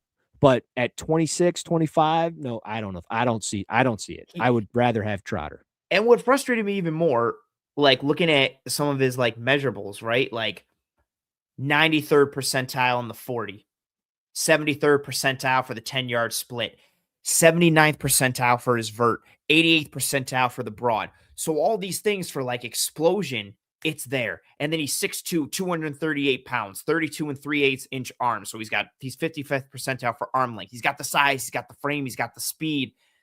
And then like watching him, I feel like he looks slow at times a lot. I feel like he looks like he's either stuck in the mud, and because he tested that well, granted, like, play speed is different than time speed for a variety of reasons. But somebody who tested so bursty and so explosive makes me feel they're not playing that fast because they don't see the game that fast enough. They can't Correct. play it physically fast enough because they're not seeing it mentally. In order to play fast physically, you have to play fast mentally. And granted, could he get there? Sure. But yeah, I just felt like I knew of him going into the season, and I saw him on some broadcasts, and I was like, okay. And he was a guy I watched early on at linebacker. And yeah, I just kept like wanting more. And I was like, oh yeah, look at the build, look at the traits. And I didn't see that. And then he tested so well, and it made me even more mad because I was just like, I don't see that. Where is that? Like with regularity there. And sometimes you'll see it, right? Like he blitzes or he chases down a quarterback when they scramble, or he makes a play like off the edge. They send him on like a cross dog, or they'll send him on like a pirate stunt, and he'll go through. But I just, for regular like read and react and actually like non-gimmicky stuff. And when I say gimmicky stuff, I mean like stuff where he's not like the looper on a game or some crap, like true linebacker stuff. I just don't see the eyes, and I don't see the physical ability. Now, to your point, could you? Sure.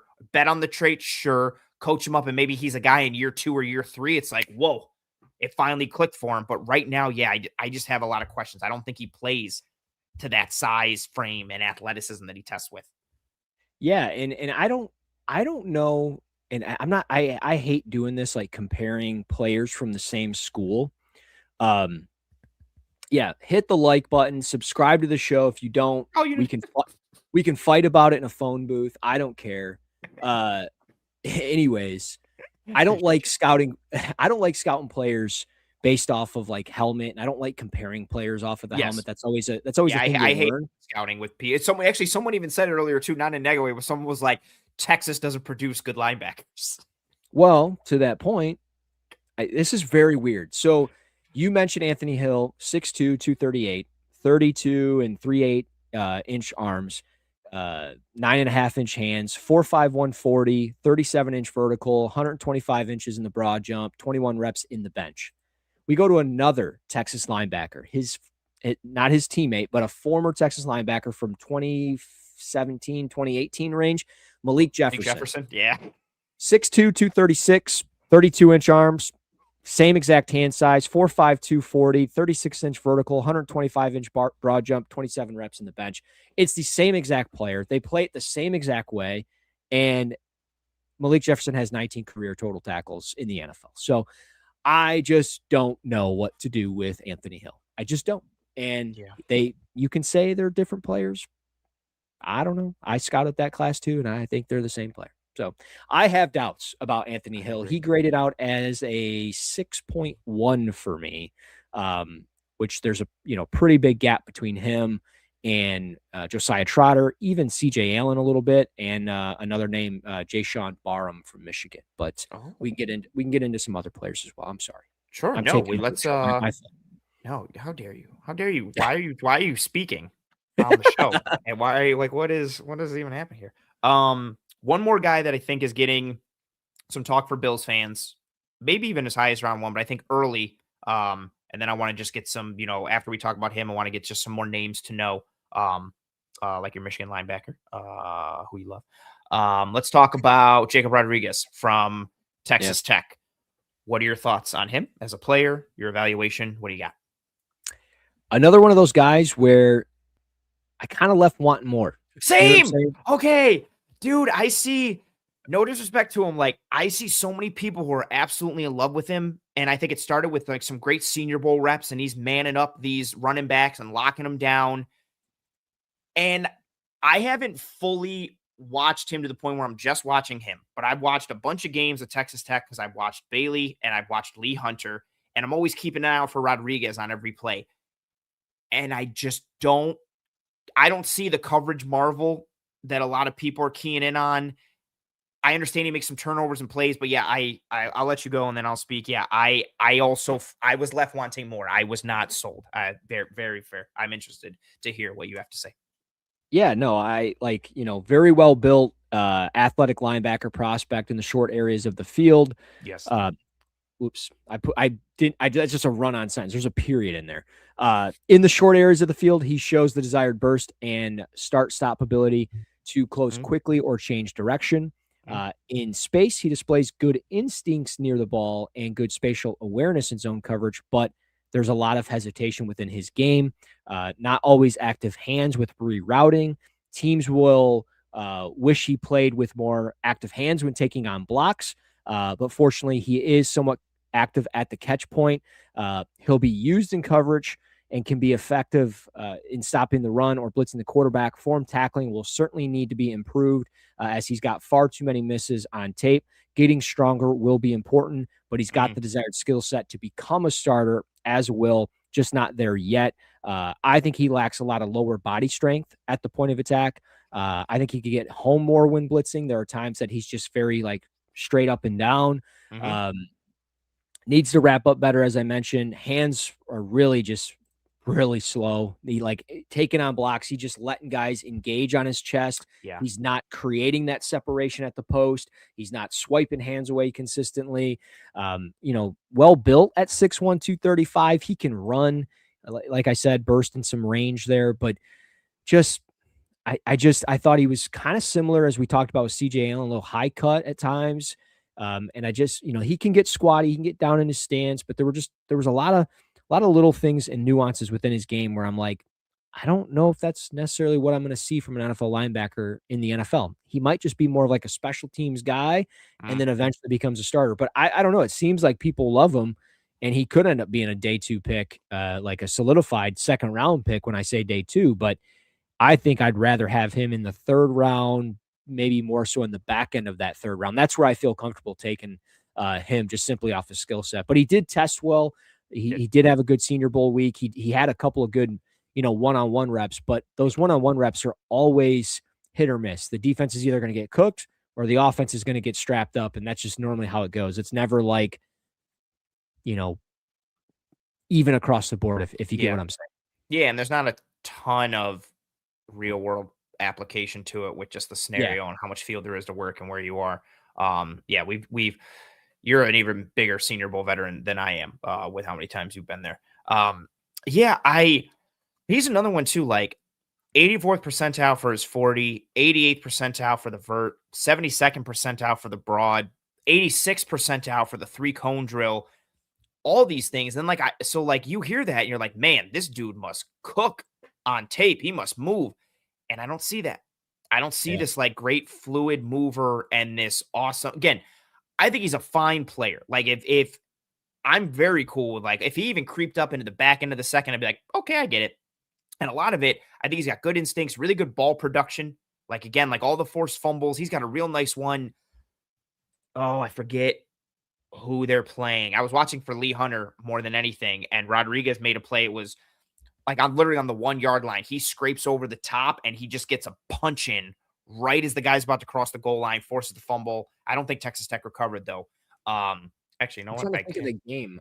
Was it let me just go. Might be the Oregon game. I was gonna say Oregon State, but you might be right. Oregon is probably what it Might be was. Oregon. Because I have Oregon written down as one of the games for Lee Hunter, and I don't think it was one of the other two I watched for him. Um, but yeah, it's funny, even like it's the first note I put for Jacob Rodriguez was limited jumping, question mark, maybe poor explosion come testing time. And then you look at his testing numbers and he had a 38 and a half vert, which is 88th percentile. So like, And now you might say, well, I guess, Anthony, that means you don't know what you're watching. No, I watched this dude drop into coverage and a ball get thrown over his head, and he jumped to kind of get it, and I could barely put a piece of paper underneath his cleats with how he jumped. So then, like, I don't get, he's just another one where the testing didn't match the tape. I don't think he's a bad player, but it's one that makes me feel like I need to watch every snap because I see a ton of love coming Every from him. game. Yes, Yeah. and I'm not saying this in like a bad way. It makes me feel like, what game have I not watched? What snaps am I not seeing? Because I see a lot Yeah. of love for him, and he's flying up draft boards. And oh man, I love Jacob Rodriguez, so on and so forth. And I'm just like, I don't see it. And again, I'm not done with my eval for him, so maybe I didn't get to the right games. But what I have watched thus far, yeah, I feel like I'm left wanting. I feel like he's a fine player, but I don't see the guy that's like shooting up draft boards and who is kind of being billed. Yeah, it's this like lockdown coverage linebacker who's making splash plays left and right. I just don't see that at this point. Again, fine linebacker. I think he's a name to know. I think he is part of why the linebacker class like does have good depth, because it's like, okay, you could get Jacob Rodriguez in the 3rd round or the 4th, or again, if you're really like what he brings, maybe back end of round 2. I think, he's definitely more than serviceable. But yeah, I find it very, I'm glad that you feel similarly, because he's one where I'm like, man, like, Yeah. I don't understand what I'm not seeing. Like, do I need to go back? Like, what am I missing? Am I He reading him wrong? Like, yeah, it just made me feel lost. Yeah, the only thing that I'll give him the benefit of the doubt on is that he was a 3-star recruit recruited as a quarterback. He went to Virginia to play quarterback, committed there, um, was there the whole deal, and then ended up flipping to linebacker because he was a former quarterback and safety in high school. He never played linebacker, so Interesting. That's cool. relatively new to the position. Older as well though. He'll be 24 in September. He transitioned to defense full time in 2022, so he's still relatively, I think, raw in a lot of areas because of that. He suffered an ankle injury in 2022, missed 2 games, and then he had a mild foot sprain in 2023 and missed 8 games. So there's some lower body stuff there, and maybe that's what affected, Could be. some of the jumping ability Maybe he's in not game. healthy. Yeah, he's playing banged up. He's not able to But go.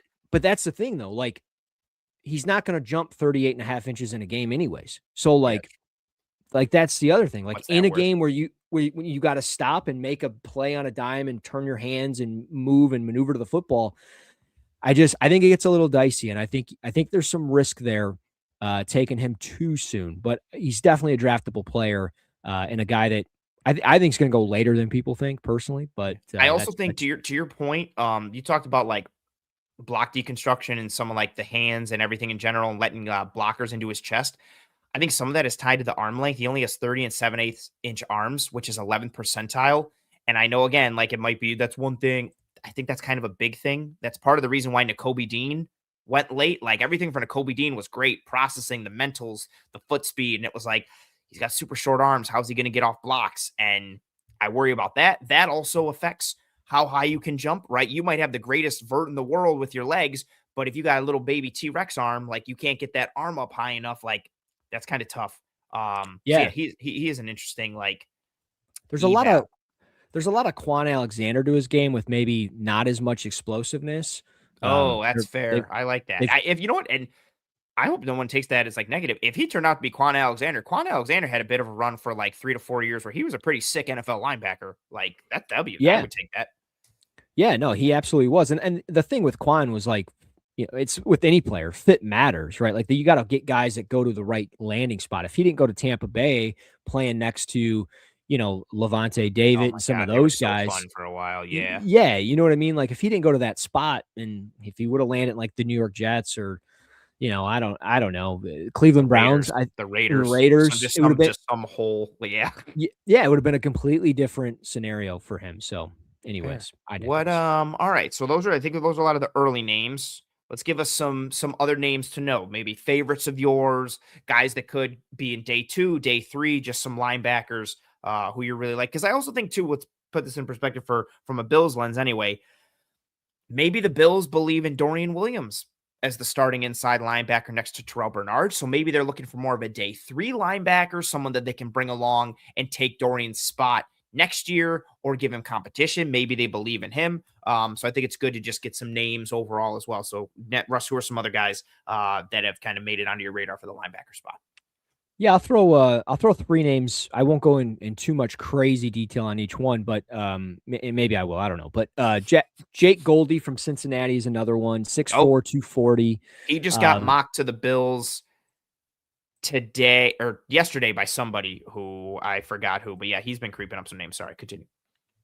And I was not going to talk about him, but just looking at my grades here on the bottom, so I didn't know if you were going to talk about him, but he's a former defensive end from Central Arkansas, moved to that off-ball role at Cincinnati, kind of played an overhang big nickel role for them. It was kind of weird. I don't know why at 6'4", 240 you're doing that. I'm probably putting that guy, I'm probably putting him in the box, playing him a little bit closer to line of scrimmage, but really flexible, good, relatively good change of direction ability.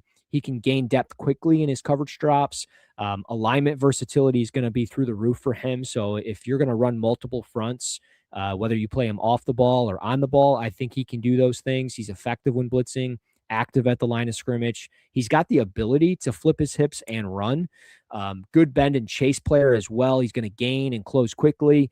But pad level, it rises on contact. That's going to be problematic, whether you're tackling or taking on blocks. I think there's a lot of balance concerns. I felt like he just got knocked around far too often. Drifted in zone coverage a lot. It's great that he can get out in space, but I think, when you're drifting, you're not going to put yourself in a position to make a play on the football because you're going to get choice routes all day long on you. And he's going to get, just kind of exposed there. He's going to hesitate with his hands in the box as well, which is maybe why they moved him at times in that off ball out in space role, let him cover some ground. I think he could contribute right away, but it might be, probably a season or two before he's an every down starter for a team. He's going to contribute like in a role player role, maybe similar to like Malcolm Rodriguez in Detroit, but he's not necessarily the same player or like built the same way in any way. But there's some injury history there with him. He had an ankle injury in 2025. He was injured during the week of the Shrine Bowl. Only played 24 games for Cincinnati. Still good, but you're going from Central Arkansas to Cincinnati. So level of competition, there's some question marks there. I think he's more of like a Sam, maybe inside linebacker, maybe more of like a Will in the NFL. Like in an odd front, but not in like the Bills. Exactly. So, I'm intrigued with them. I would take them, no sooner than the fourth round for sure. And I went way too in depth there with Jake Goldie, so my fault. Okay. The other one, Harold Perkins. If he would have never torn his ACL in 2024, we wouldn't even be having this conversation. This guy, what he was doing at 18 years of age at LSU in 2022 is ridiculous. Like, he played as a true freshman, right? I'm not crazy in remembering that. Yeah, his true freshman stuff was nuts. Yeah, if you just go to Harold Perkins highlights 2022, do yourself a favor, YouTube that before bed. It's insane what he could do. I remember sitting there, I was saying, watching him as a true freshman, and I remember being like, man, but when he's a junior and eligible for the draft, he's going to be like the best player in the draft, and it's not even going to be close. Yeah. I felt about him as a freshman at LSU the way I felt about watching Ruben Bain as a true freshman at Miami. I was like, oh my God, like this dude is going to be insane. Like I don't play him wherever. That ACL, man. Yep. And the problem with Perkins is he's 6'1", 223, not big at all. 23 percentile with arm length at 31 and 3/8, 8-inch hands, 0 percentile for arm or hand size in as a linebacker. So I really struggle with just where he's going to play. I think he's certainly a third, fourth round pick because he's a weapon. I view him as a weapon. I'm going to put him in a lot of different spots. He's going to rush the passer. He's going to play in the alley in that overhang role. He's going to drop into coverage a little bit for me, but I'm going to let him get his range and show the ability to go sideline to sideline. He's going to play down in that box, fill in the run a little bit, and then just rush the passer for me personally, if I could pick where I would draft them. But the other one with just conviction that I'm going to be able to do essentially the same thing, but I feel like I know he's going to be healthy, is Jason Barham from Michigan. He is just super violent willing to do the dirty work for a defense. He aligns from multiple spots, effective stand-up pass rusher, 6'3.5", 240 pounds, relatively good hands. The aggressive play style is probably going to force him to play out of control from time to time, but that first step quickness, the ability to play off ball at times and be that hook curl or flat zone defender is really impressive. Great bend and burst to the quarterback. He can dip and rip. He can run the arc. I really like him. I couldn't stop watching his game. I started with Wisconsin. Next thing I know, I'm watching Maryland, Northwestern. I remember him from watching him, beat down my Michigan State Spartans. But there's a lot to like with Jay Barham, and I mention him because I think he's a player that you might see within your division, whether it be with Buffalo or potentially a team like the Miami Dolphins or even the New England Patriots. So I think he fits. You just so many different fronts. He can do so much, man. He's a fun player. He graded out really well for me at 6'3", so I like him. So higher than who is the 6'1" for you? Anthony Hill? Yep, he's high. Right. He was higher than Jacob Rodriguez and Anthony Hill, and I put him at linebacker because he's 240 pounds. If he was like 250, I'd be like edge. Same thing with Arvell Reese. Put him at edge. Not saying that those guys can't play edge. Barham might be a 7-8 sack guy in the NFL, but the way he was played at Michigan, he played off the ball at times. I just got to go with what I feel on that, but that's a different conversation. Fair.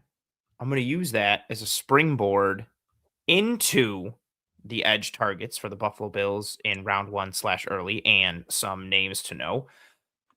Want to start with someone who I think actually, ironically, someone of note mocked Cassius Howell to the Bills today. Maybe Daniel Jeremiah, somebody like that. We were gonna talk about him regardless. It was just funny how that kind of happened leading in today. I want to talk about Cassius Howell because and we're gonna lead off with him and then use kind of that as our jump off point there. I feel like of the edge players, right? I think Bain, no shot. David Bailey, even though, we'll see what he is. No shot. I think there's a chance like Mesidor, Falk, Howell, Parker, R. Mason Thomas, Zion Young, like maybe Malachi Lawrence, Derek Moore. Like I feel like there's some combination of like guys who will go in the first round or like really in that like 20 to 40 range, 20 to 40, 45. It may depend on fit. It may depend on scheme and what you like. But I want to start with Cassius Howell because this Bills edge grouping, Greg Rousseau, Bradley Chubb, Michael Hoyt, who has some athleticism and some versatility, and then Javon Solomon, who we don't really know what he is as a player at this point. But this edge grouping needs juice. They need get off. They need burst. Anything and everything that Cassius Howell is, which is essentially a bit of a velociraptor, which is not a term I throw around regularly. It's a term I reserve for guys that I like.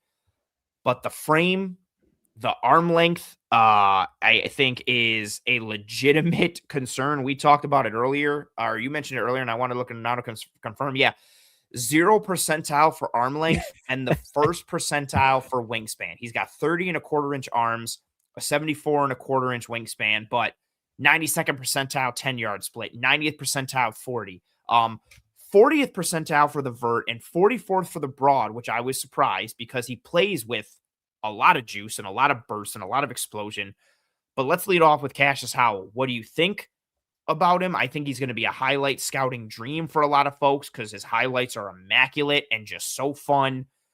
What is he for you? Is he a guy that creeps into the first round? Where does he fall for you in the edge grouping? Is the arm length too much? Is it something he can't overcome? What are your thoughts on Cassius Howell as a player and the fit here? Love the player. The way that he takes off Garrett Nussmeier's head in that LSU game is awesome. Dude, he dips the way he. I know exactly the sack you're talking about. When the way he dips, it's not just that he has the dip and the bend. He kind of flashes the arm like he's going to flash for the ghost a little bit, and then he just dips. It's his go-to thing, right? Dip and bend around the arc. Yeah. But the way he does it, it's the dip and the bend in like the hips, and then the ankle flexion. And it's the way he dips and bends while he turns and flattens. And then also he accelerates as he bends. You can see it. You can see it better on the sideline angle. When he dips and bends under, he accelerates through the apex of a turn like a street racer.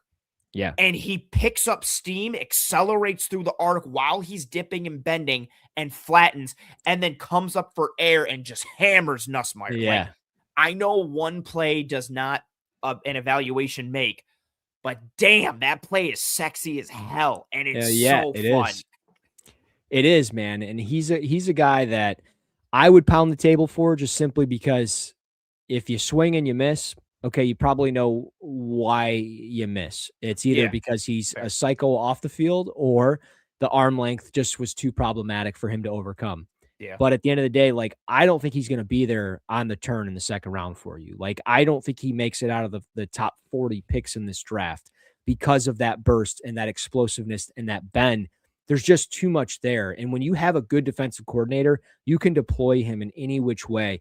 And he also shows that it's not just off the edge. He can play off the ball, Yeah, he can and he cover a can little go, bit. He can drop some stuff. Yeah. yeah, and he can go and get it. And he can, blitz from the middle of the field. He can, like we said, go off the edge. So I really like him. He graded it for me with a 6.5 grade. I mentioned that first step, terrific bend and flexibility, explosive movements when changing direction, which is just, I think, rare.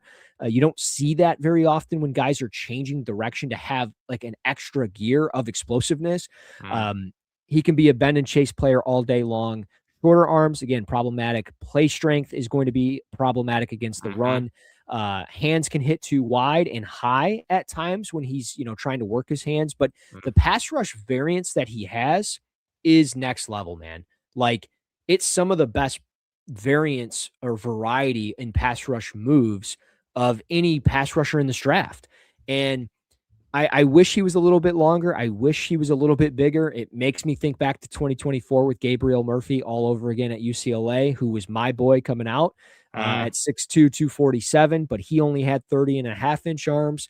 But he was crazy explosive, and it just didn't work. It's not working out for him. I hope that's not Cassius Howell, but I think the explosiveness and that pass rush variance, it's just different for Cassius Yes. Howell compared to Gabriel Murphy and other Yes. players.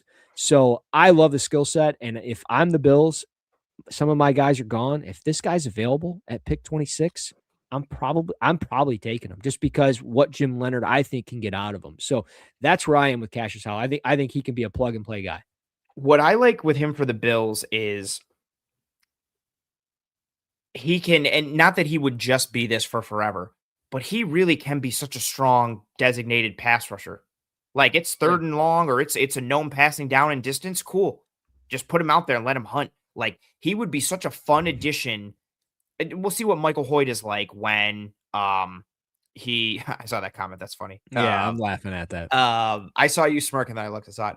Like, we'll see what Michael Hoyt is like coming back from the Achilles, but like what Rousseau is: power, length, compression, right?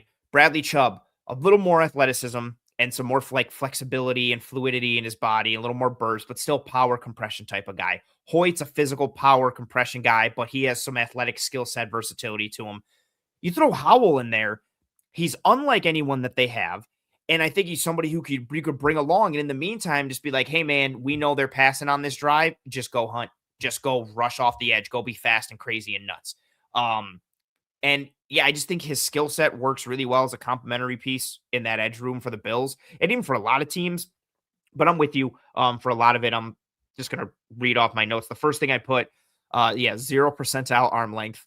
And then I put parentheses, check this on other sites. Is this correct? And it is. Dip, bend, juice, velociraptor, accelerates through the arc. Testing metrics for explosion, vert and the broad were slightly below mid, which is surprising. But his 40 and 10 yard were the 92nd and 90th percentile, respectively. His go-to moves are that dip under the hands, essentially a ghost rush. He also has a spin move, also uses a cross chop, more of that jumping cross chop, not the Euro step one. I like that he understands pass rush plan. He can chain moves together. He'll feign moves. If he's throwing that cross chop, he'll throw it and then feign it and use it to spin back inside. Yep. I think he's got one rep. That spin move is nasty. Yes. When he hits it, he hits it. Just real clean. I think he's a responsible backside defender, on the kind of those BCR responsibilities, boots, counters, cutback, reverse, whatever it is. Like, he's responsible in that regard. He's athletic and fluid enough to function as a dropper off the edge. So you can put him into the flats. You can drop him into the hook curls a little bit. If guys get into his body, he's in trouble. Tackles can chuck Yes. him. There's two back-to-back plays in that LSU game, aside from the sacks on Nussmeier. One is a negative. The left tackle gets into him, literally picks him up and like belly to belly suplexes him into the ground and then just lays on him. Then the LSU runs it down to like the 2-yard line. The next play, though, the left tackle tries to jump set him, takes an aggressive set towards him, and they run the ball. And Howell gets off the line, dips under him immediately like a boxer, like bobbing and weaving, gets down the line and helps make a play against the run. But yeah, tackles can chuck him. Tight ends can pin him. That little tight end for Arkansas was pinning him all day in that game. And then I wonder, like, how does NFL length and strength play against him? Like, if he gets attached to, is he done? I like that he can rush from both sides. The ankle flexion is a big time plus. That's rare. I'd also like to see, a lot of his game really is running that arc. Granted, he's very good at it, and he will work an inside move. Like he'll rush upfield, stab with the like outside foot, cut back inside. He has that spin. I'd like to see more speed to power, just because he is so bursty and athletic. Yes. And I know he doesn't have the arm length, but I'd like to see him try to go through a guy every once in a while a little bit more. He does it in a run game. He'll try to like throw his body at somebody like he's a little bit. Like I'm trying to think of like a wrestling reference here, but I'm blanking. That's fair. That's a horrible. Yeah, he does. He tries to like mash against the run, like let me get in. But he just gets tossed out the club. Yeah, he gets tossed and he's physical though. Like he'll try and long arm, but he's gonna lose first touch. And if guys get him, they're literally just like out of here and bounce him. Or if he tries to set the edge, he can, but he's gonna get widened out first. And now that B gap is a little wider because he got pushed out. So I just wonder what he can be from a play strength standpoint, from a point of attack player. Like, do you have to play him on the open side? Like, especially with how many teams are running duo and stuff now, can you leave him on the close side, or teams with some blocking tight ends just gonna push him downfield? Yeah, he's gonna get mauled. Duo? You gotta put him on that. You're right. You gotta put him on that weak side. You gotta get him out of there because he's gonna get cooked. He'll get cooked. That's my fear. But I have reservations because of the play strength, the size, frame. The arm length is a very real concern. But damn, that juice is real. The explosion is real. The get off is real. The violence, yeah, he's fun. He's another one where I'd be cooler with him than CJ Allen just because I think Howell can work. Like I think Howell's floor can still work. Granted, I think Allen's floor works as well, even though they're different positions. But I think Allen's mentals give him a high floor. Howell is just a rare twitched up kind of dude. But yeah, I think the size, the frame, the arm length is a concern for him there. Any other edges? I know that's it is a broader conversation too.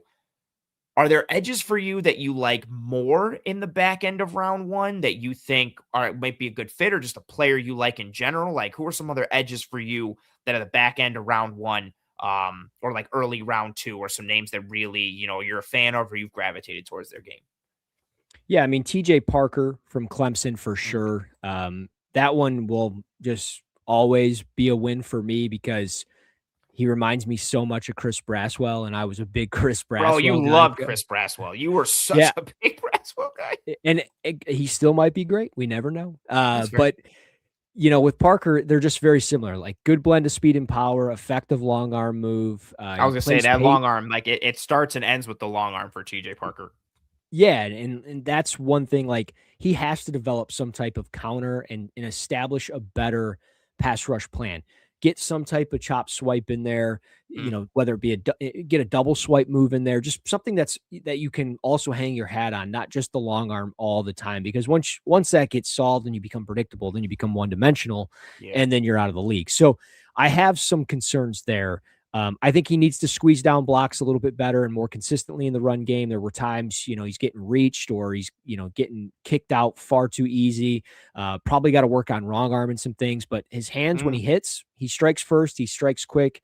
There's some power behind his hands. I watched 5 total games from, between 2024 and 2025. I like his motor. I like his bend. and some of his flexibility. There are times that he looks a little stiff and isn't always able to bend down the Yeah. line of scrimmage or turn the corner and flatten the quarterback, but he's going to be able to run that arc, and he's going to make offensive tackles work. And I think he's one of those guys that, you're not going to get in that, late second round range. He's not going to fall to you in the third round. So he's going to be a top 40 pick for sure. And I could see him going even sooner than the Bills at 26. So, I mean, I could see him going, if Carolina wouldn't have gone crazy with the edge rushers, I think they could have, easily considered him. And, again, maybe that's something that Minnesota does. Maybe that's a player they consider if they're moving Jonathan Grenard. So we'll see. But I really like a TJ Parker, another guy that's probably not a borderline first round guy anymore. He was Zion Young for sure. We'll see. I don't know where he's going to fall because similar to TJ Parker, he needs to establish a counter move. He really, I left his film wanting a little bit more, and I wanted to see a guy that had a much more expanded toolbox for how his career has gone. He was at Michigan State, ended up at Missouri. He's kind of bounced around a little bit. He's been coached by some pretty good guys, and I just felt like there was opportunities for him to have something a little bit more established and kind of like a go-to pass rush move to hang his head on, and it just doesn't feel like that. I just feel like he's out there to kind of win any way he can without really having the technique needed to do it, if that makes sense. I think that's fair. But at 6'6", 262, he's got the ideal frame to stop the run, really good length to create separation, athletic and powerful enough for either an odd or even front. He's going to duck his head on his pass rush at times, so he's going to put his head down and he's going to stumble all over the place, which I don't like. I want guys that have their heads up and they can see what they're doing and read and react. So he doesn't always do that. And then just one last guy, if I could, who's more of a second round pick all day long. But it's Gabe Jacas from Illinois. I just love the skill set. Fun tie-in too. His defensive line coach from Illinois is now on the Buffalo Bills. There you go. So you're good. And I think that's the thing. Like he's a guy that is going to be a far better pro than a college player. And that's not because I don't think he was a bad college player. I think there's some untapped potential. I'm not shorting the new D-line coach or anything like that, but I think you get this guy in an NFL locker room. He's got tremendous leadership. He's going to punch the clock 9 to 5. You're not going to have to worry about this guy. He embraces physicality in the run game. He takes on blocks with a good base and play strength. He's got a rip and chop move with power and force that really intriguing. Enough speed and bend to run the arc. I think still has to get some counter variations versus the run and pass. There's a lot of maybe popping up and just trying to power his way through the opposition. But overall, I think you can get this guy to become more than one-dimensional, which is kind of what he is on tape. If you can get him to become less one-dimensional and just more of something else, I think he can be really good. He's kind of my dream pick for the Lions at 50. He screams Detroit Lion with how he plays and with what happened with Josh Paschal, the DJ Wonham news today of 1 year, $6 million contract up to $6 million. I think I almost said Kwity Paye because that's kind of who he reminds me of. That's what I was like, Kwity Paye. But Gabe Jacas is he's awesome. I love him. Fair. Yeah, I'm in. I don't have too much to add for a lot of the names you went through. Parker just makes a lot of sense for the Bills, and just even again, in general, watching him go through guys, and then he flashes that cross chop enough that I'm like, can you throw that a little more? Can you have a secondary or a third move enough to just make I get it, your fastball is the long arm and speed to power stuff, but can you throw a change up and a curve enough to make you just to make you formidable from another perspective, just to make them have to think is that cross chop coming? I just don't want them to think you're a one trick pony. And if you have that, I think that can be a real interesting piece for him. Somebody mentioned in the chat too, Malachi Lawrence, I think is an interesting one from UCF. I've gotten in his tape a little bit. Again, I don't think he's a back end or round one guy for me at this point, but I just think with the length and how he plays, another interesting name. I'm for the Bills. I think more than anything, it's do they go with what they already have? Like, is it more like, okay, we want another like power guy, a compression guy, a length guy? Because then you can look at a lot of these guys. It's like, okay, like Zion Young could make sense for them. TJ Parker could make sense for them. Malachi Lawrence could make sense for them. Like a lot of guys who it's their MO is let's go through you, whether it's just because of the power basis or the length basis, winning with first touch, that type of degree. Like, are they looking for that? Or is it more of, I don't know, do they finally look into some more dip and some bend and some juice? I know it's a different regime and Sean McDermott is gone. I just think it's super funny that like the first edge they signed and they gave some money to is Bradley Chubb, who is very much in the mold of like, oh, a power compression guy off the edge. That makes it like that. So then, like, okay, does Bean also like that archetype? Is it a coincidence? Is that what just Leonard thought they needed? It wasn't more because of that's what they were in where they were in free agency, and he was the best guy at the time, so on and so forth. Like any one of these variables. But yeah, that's one for me, like, is it our Mason Thomas, like with the violence and what he brings off the edge? And, Jay Valai, who is the co-defensive coordinator there and DB's coach, he's in Buffalo now. Like any of these guys that they plucked. So does like Yakis make sense? Does our Mason Thomas make sense? Some of these college coaches that are in Buffalo now that might know some of these guys might be able to pound the table a little bit more. I think edge is a really interesting one because I don't think it's a top tier need because again, we'll see what Michael Hoyt is, but you've got two legitimate starters in Rousseau and Chubb. Is it the most feared edge grouping, especially from a passer standpoint? No, but you've got two starters. But you could use a different skill set, mainly juice and bend and dip and all that. And you could use somebody who could be an edge 3 for you if Michael Hoyt isn't ready to be that this year, even if he comes back, or when he comes back, I should say. What version of himself is he? And then you go on after that, Chubb is really on here for more like a 2-year deal. Do you want to get out of Hoyt's deal after this year if he doesn't come back? Are you playing it for the third? So I think edge is interesting. It's not like the primary, but if the right guy falls, I think they could go there. And I think they definitely need to grab another edge. So it'll just be a matter of like when, how, who do they find? So yeah, I think there's a lot of like, do they stick with the status quo of the archetype or do they look for something different?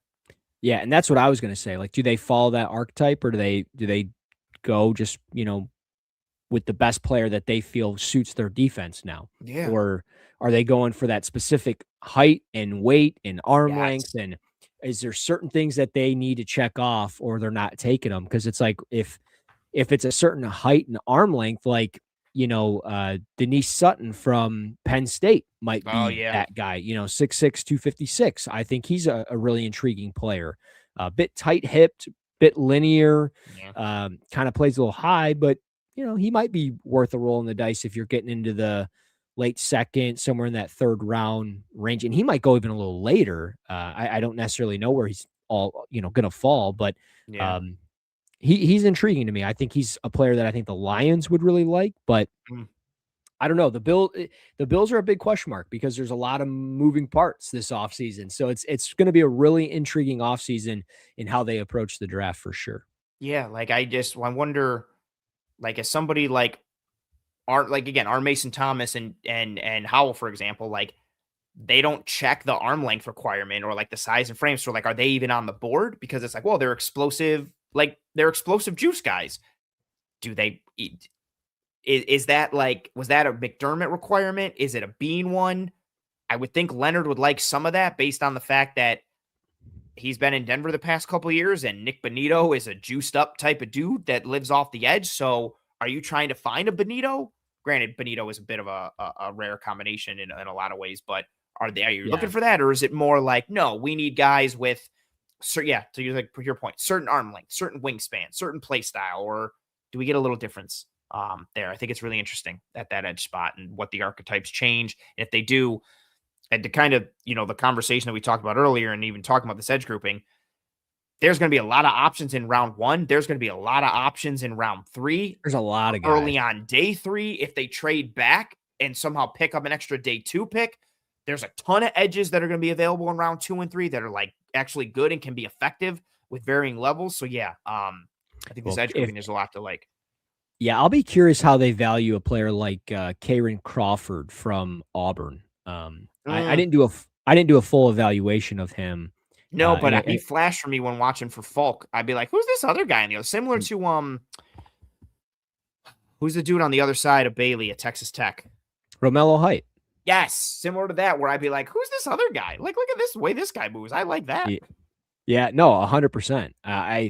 The more I watch the Crawford, the more I'm like, man, this guy might go earlier than I think, you know? So, um, yeah, I don't know. There's going to be a lot of options for them, and I think that's the beauty for the Bills. Like, if they want to, change the old guard and blow this whole thing up, you go out and you get a Cassius Howell, or you go get a Karen Crawford. You change, the archetype a little bit, and you make people wonder what direction you're going off the edge, or you just go out and get that big body, whether it's Keldrick Falk or a Malachi Lawrence or a Zion Young. You go out and get that 6'5", 6'6" defensive end that may not bring a ton of juice as a pass rusher consistently.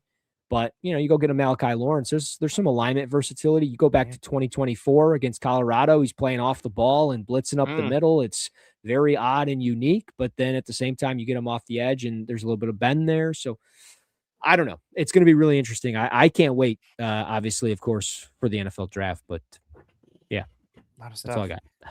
I knew I was like, are you cool for 45 minutes to an hour? And here we are. Oh, I already knew. I should have known. I don't even know why I even bothered. What do we got going next? What we got? Oh, we're going to move to interior defensive line. Yeah. Which I think is an interesting one for the Bills, because we've heard Brandon Beane talk about nose tackle and run stopping based interior defensive linemen, defensive tackles. We've heard him talk about it before. And he's a guy who values inside rush more than run stopping. And he himself has said it's easy to find run stopping defensive tackles on the market. Now, what's funny about that is he is yet to go and get a run stopping defensive tackle on the market really ever. And so my thought there is, okay, if it's easy to get those guys and you haven't gotten those guys, that makes me feel like you don't want one of those guys or you don't value them. And now we've shifted this defense. Jim Leonard, I think they need a true nose. I do not think Deion Walker should live as a full-time nose tackle for the Buffalo Bills. Can he moonlight there? Sure. But I'd like to see him kind of lined up all over the defensive line. Even though he's a mountain of a dude, he's still more of a finesse player than he is like a body eater and a space eater and a plugger. He's a penetrator. He's a movement guy. Yes, Leonard will use movement across the front, so he'll have his nose slash and do different things. They'll jump gaps and do all this stuff up front. But a certain day, you got to be able to anchor, mitigate displacement, and kind of gum things up on the interior. And I think they need that skill set rotated in to this defense. I wanted Roy Lopez, super, super, super, super, super bad. Whatever. He went back to Arizona, to each their own. I would have taken Kairos Tonga. Nope. They have not added to that spot. I think they need a true nose added in. What makes it tough, they don't have a second round pick right now. Mm-hmm. So you're looking at, okay, are you willing to spend early on the interior defensive line? If you are you willing to draft a true nose at the end of the first round, knowing they might not have pass rush upside? How good are they as a run defender? Do they have some pass rush upside? We'll see. But Russ, let's take a look at some interior defensive line targets in round 1/early for you, and some names to know. We'll start with some guys that you like at the back end of round 1 that you think could be there for the Bills and would make sense at that interior defensive line spot. Yeah, just as a pure nose, I mean, it's got to be Lee Hunter. I think there's so much to be desired with him as a nose. I view Peter Woods more as like a 3 tech. He's interesting. Like I don't know what to do with Peter Woods. Yeah, like what weight is he going to play at? Like I think he tested this offseason at like 298 and 302, but then in season he was playing like 310 plus. So are you playing him at like 3-1? Do you want him to lose a little? Like, can he play at 295 and he's a really athletic 4-eye, or maybe kick in on some even front stuff? Like, I don't know what to do with him. He's odd, man, because he was more productive when he was heavier, but he didn't look as explosive. So I don't know. Like, the explosive element to his game is super intriguing to me because of the way that I think he can beat guards or centers one-on-one. But again, I don't know if I want him closer to the football. I think I want him a little bit more in a 3 tech or a 2-eye, where I could spark step him. He's going to shoot from the B gap to the A gap or vice versa. And I'm going to do some of those things. I don't want him to just bull rush the center all day long or try to work with that and have to deal with combo blocks. Lee Hunter Yeah, on the other end, I sure. think I can deal with that because he's explosive enough. He's got enough power. He's got enough strength. There's plenty of length there at 6'3.5" and 318 pounds. Pad level against double teams will be problematic. He's got to work on his base a little bit. He gets too narrow, specifically against down blocks. Mm, He's got to work his hands a little bit more as well. But I like Lee Hunter. I mean, the flashes you saw against the Oregon game, you go to the Arizona State game or even the Utah game. There's a lot of good there as well. And he's kind of a high effort player. You know, the gas is going to run out of the tank for sure, but he's a high effort player and he's going to give you everything he's got. So if you're trying to upgrade at that nose and you want a guy that's going to play right away, I think Lee Hunter can be that guy. I feel kind of the same way about Caleb Banks. I think he could play as a nose just simply because of his size. I mean, you're talking 6'6", 327. You see the way he moves, the violence that he can play with. It's super intriguing, but kind of similar to Peter Woods. It's just like, I think there's some inconsistencies within his game. He's got a concerning foot mm. injury now. He dealt with a foot injury in the season. I don't know what to do with him. And the pro comparison that I came to, and I hate it because he was so good at Minnesota. It was Rashid Hageman. I don't know if you remember him. He was Wow. he was supposed Big to be pull. he was supposed to be so good, but when you look at size and the way they Yeah. play, I think Banks is a little bit more fluid, so that's what gives me hope. But I just hope there's, you know, I don't know, and I don't know if Caleb Banks is going to be a first round pick because of the foot injury. So we'll see. I think there's a lot of question marks there. But one player that I don't think will be there in the first round, as far as like a guy that they're going to draft, because I think he's more of a day two pick, but I just love him, is Chris McClellan out of Missouri. 6'4", Oh, 314. He ended up as a top 50 player for me. Um, okay. and he, and he got the same grade as Caleb Banks, and even like Caden McDonald and those guys for me. But Okay. I really like the way that he can play. Like, not every play is going to be perfect. There's going to be definitely plays where he gets beat. He's going to get double teamed and carried off the ball. His hands are not going to always be consistent, but when he flashes it and he's not trying to bully the opposition and he puts his pass rush plan together, those are things that have to become more consistent. But Mm, when he does it, man, is he so fun to watch. And I think there's a lot of good short area quickness to his game for his size. The big, powerful hands are there. I got to pull up his profile just to reference his hand size. I'm pretty sure they're 11 inches. Yeah, they're 11-inch hands. cool. So big hands, powerful. He's got great length. He's going to create separation with 34-inch arms. I thought there were times that he flashed a swim move. There were times that he could split double teams and drop the shoulder. There's a good swipe move in there from time to time. And he's just got some explosiveness that just catches you off guard. So I think Chris McClellan's a big sleeper. Just love his game. I think he's a guy that I would, if it was me, I'd probably draft him at 26. But you know, Oh, I'm not running the Buffalo Bills because you're, I don't think you're going to get him, you know, in that third round, and you don't have a second round pick like your point. So if that's the highest graded guy on my board at that position, and I have doubts about Caleb Banks, I might, you know, turn to a guy that I trust a little bit more in Chris McClellan. He had 6.5 sacks this past year, so oh, very fair. I'll say Charles in the comment, literally a couple minutes before you mentioned McClellan, literally said, I like McClellan, just not in round one. That's very funny. Um, I'm, I like Hunter. Um, just I think you're prototypical like nose, like with how he plays, but yes, he also has pretty good like lateral agility. Like, and you can watch him, he'll pop a quick swim move every once in a while, get into the backfield. I think he plays a good pad level. He's able to get under guys despite his height. I have the exact same thing that like needs to work on recognizing double teams and anchoring against them and or dropping the knee. Needs some way to mitigate displacement and not get bounced off the ball. yeah, Um, Pass rush ability is minimal, but he's got some pop juice to him. He can backdoor some stuff versus zone or scrape over the top and work down the line, which is nice. You watch him ragdoll dudes, like he's grabbing guys and just chucking guys and making plays against the run. I wouldn't hate him in the back end of round one. I think he's more of a true two, but he fits a need. So I think that's fair. My biggest name for round one Banks just scares me. There's too much unknown there. Peter Woods, I don't think is a good enough scheme fit. Not a good enough scheme fit. I don't know what his best fit is. Like what weight, all jokes aside, like what weight is he going to play at?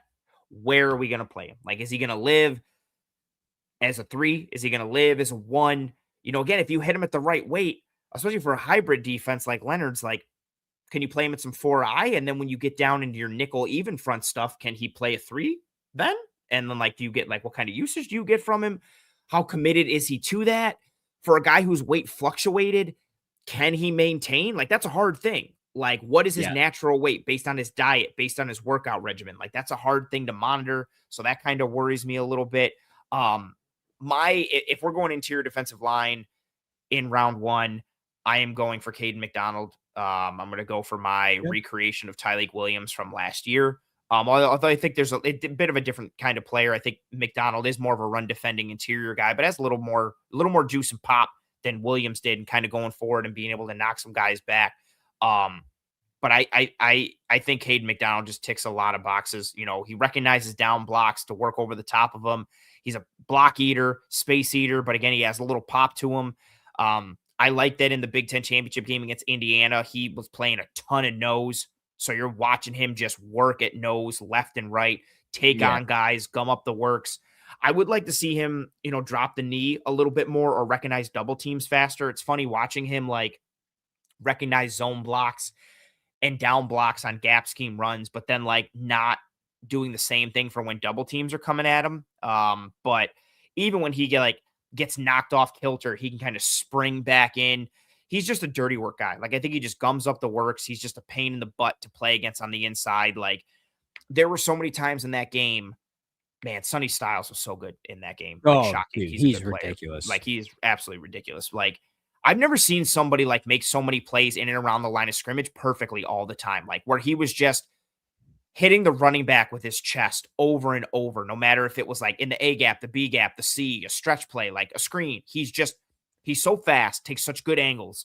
But part of that is because Cade McDonald was keeping him clean and Oh, yeah. gumming things up in front of him.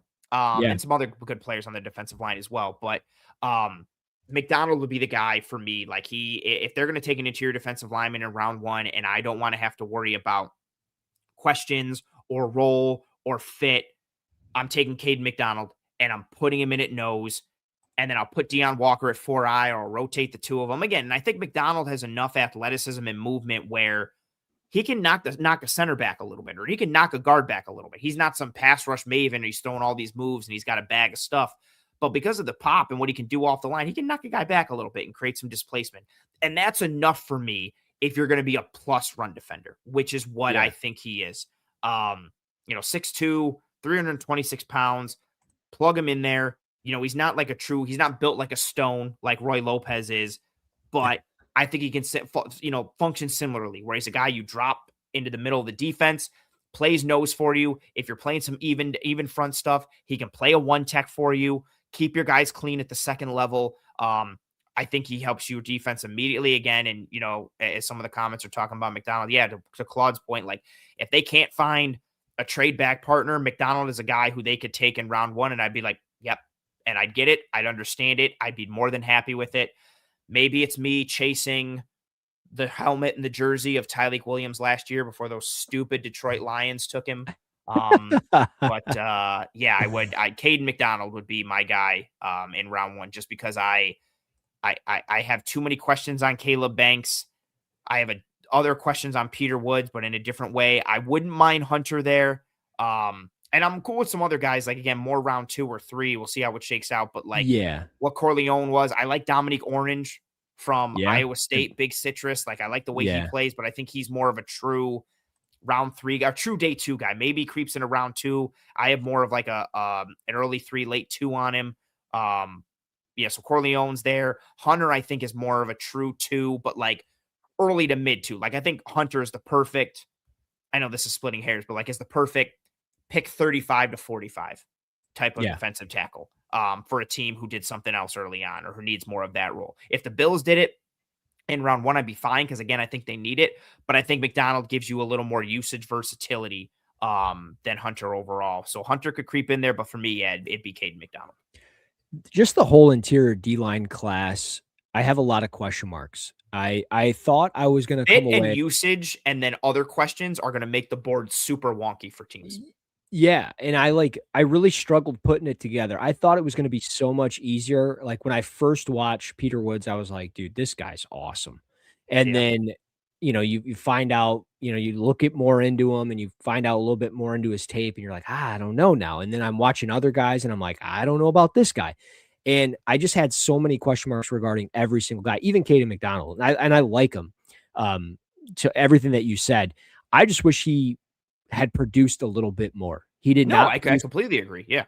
Yeah, he just didn't produce enough, and his hands were not fast enough. He didn't split double teams, consistently enough, You know what's and funny? What's funny with the hands thing? That's a good point. Like for a dude who gets 6'2", 326, and you'd watch him, like he's got a good first step and like good movement.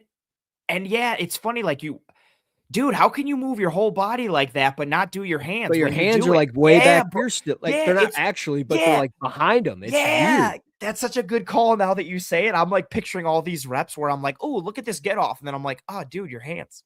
Yeah, and I think back to, like, just watching, like, high school football camps over the last, couple years of being back coaching high school football. And, like, I'll watch offensive linemen with their hands, and, like, they're shooting their hands up or, like, slow with their hands because 'cause they're holding them down at their knees because they wanna be faster. So, like, rather than having them out and, like, set, I'm not saying fully reached out, but, like, they're shooting their hands up. Yeah. And I'm like, "That's not right." You're gonna lose that battle every single time to a defensive lineman, and kind of the same thing with a defensive lineman. Your hands shouldn't be shooting up unless you're hitting the hands of the opposition up and, like, forklift move or hump move or Mhm. something, and doing something like that. And he just, I don't know, like, I struggle with him, and I struggled with a lot of these guys, even like Dominique Orange. I really like the player. I think he can be a great nose because the lateral quickness down the line of scrimmage is really good stuff. Great length for the position, heavy hands, effective swim move when he hits it, and that swipe move, it's super, super nice. Low center Um, of gravity, so he's gonna have leverage, and he understands that. He knows how to use it. Yeah, but limited production as a pass rusher. Like this past year, I think he had like 15 tackles. I just didn't understand. And I'm not saying like you got to load the stat sheet. I don't care about that. But you getting to the football and you making plays at the line of scrimmage and filling the gaps and, contributing, that matters. And Yeah. I thought he was slower off the ball. And I thought there were just times that he turned his shoulders a lot and like would lose balance versus double teams. So Mm. I struggled with a lot of different guys in this class. Um, and just one other name to throw out there for kind of day late day 2, day 3, Grayson Halton from Oklahoma. Dude, I was gonna ask you about Halton. Like, He's awesome. man, he's awesome to the point that I'm like, I kind of want him as like a 4-eye, and then he can be a 3 on even front stuff. But dude, he moves, man. Yeah, that first step is nasty. It gives him an immediate jump, steady motor all game long, good lateral quickness. I can't remember who the opponent was. It might have been Missouri. I think it was Missouri, and he just took over the second Uh, or the fourth quarter, like the final drive. He just took it over. And I'm just like, man, like this guy's pretty impressive, but size is a concern. And I just don't know where you play him because I always think back to like Solomon Thomas, and I think back to these Ooh. undersized 4 eyes, 3 techs, don't know what they're going to be. They probably should be like a 5, but they're not big enough to be out there. And you just don't know what to do with those guys. So you plug them inside and hope they can beat a guard. But Halton Yeah. is super interesting. There's definitely going to be some good players coming from this group, but I still question if like there's going to be every down every down starters for some of these guys. Yeah, I like this interior defensive line grouping for like just the roles that it can fit for so many teams. Like you need a depth guy, you can get it. You need a guy who can Yeah. start for you, maybe something more, you can get it. But then there's also like, what do you need? Okay, do you need this specific role? Because we got a guy for you, but he only can do that specific role as a known quantity right now, and he can't do some other things, or he's limited in other. There's all these like again, the mixing and matching nature that I think is really interesting with this interior defensive line grouping because Yeah, even like on the individual level, like Halton, like where are you playing him? What are you doing with him? And then that, like, he might be like a fourth round guy for some teams because of that. He might be a second round guy for some teams because of that. Like, how bad do you need a true nose? Lee Hunter might be like the 25th player on your board, or he might be like the 50th player on your board if you Yep. want like more of a penetrating style front. And you're like, well, he would have to be a one tech for us, but he doesn't have how much pass rush pop is he going to give us? Let's put him down the board. We'll see what we get. Like, there's so much scheme fit. I feel like it's from, I don't remember what year it was. The wide receiver grouping, maybe from like 2023 or 2024, one of these years where it was like, okay, do you need like an X? Do you need a slot? Do you need a dude who can block a little bit? Do you need more of a Z guy? And it was like, okay, based on this, like your top five is going to look completely different based on what your team needs are. And I feel like this interior defensive line grouping, has really gotten to that part. And I think there's a lot of usefulness. And I mean that in a good way. I don't mean that as a backhanded compliment. I think there's a lot of usefulness. But what's tricky with the Bills is I think a lot of the usefulness for this interior defensive line group comes in rounds 2 and 3, and you don't have a round 2 pick now.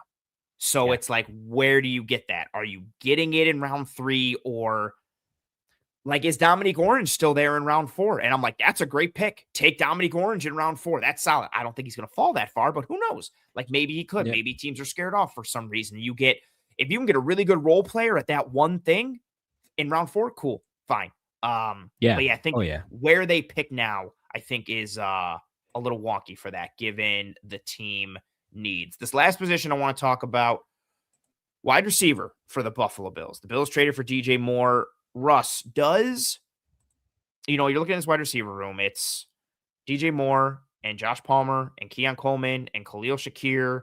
Tyrell Shavers is hurt, likely out for the year. But, I think they do need a wide receiver. I think they need to draft one again, hopefully one with some speed element. But does wide receiver still make sense for the Bills in round 1? Is there a receiver, even though it's not, maybe isn't their biggest need? You might think it is up there still. But is there a receiver who, if they're there in round 1, you're like, yes, I don't care that it's not the biggest need.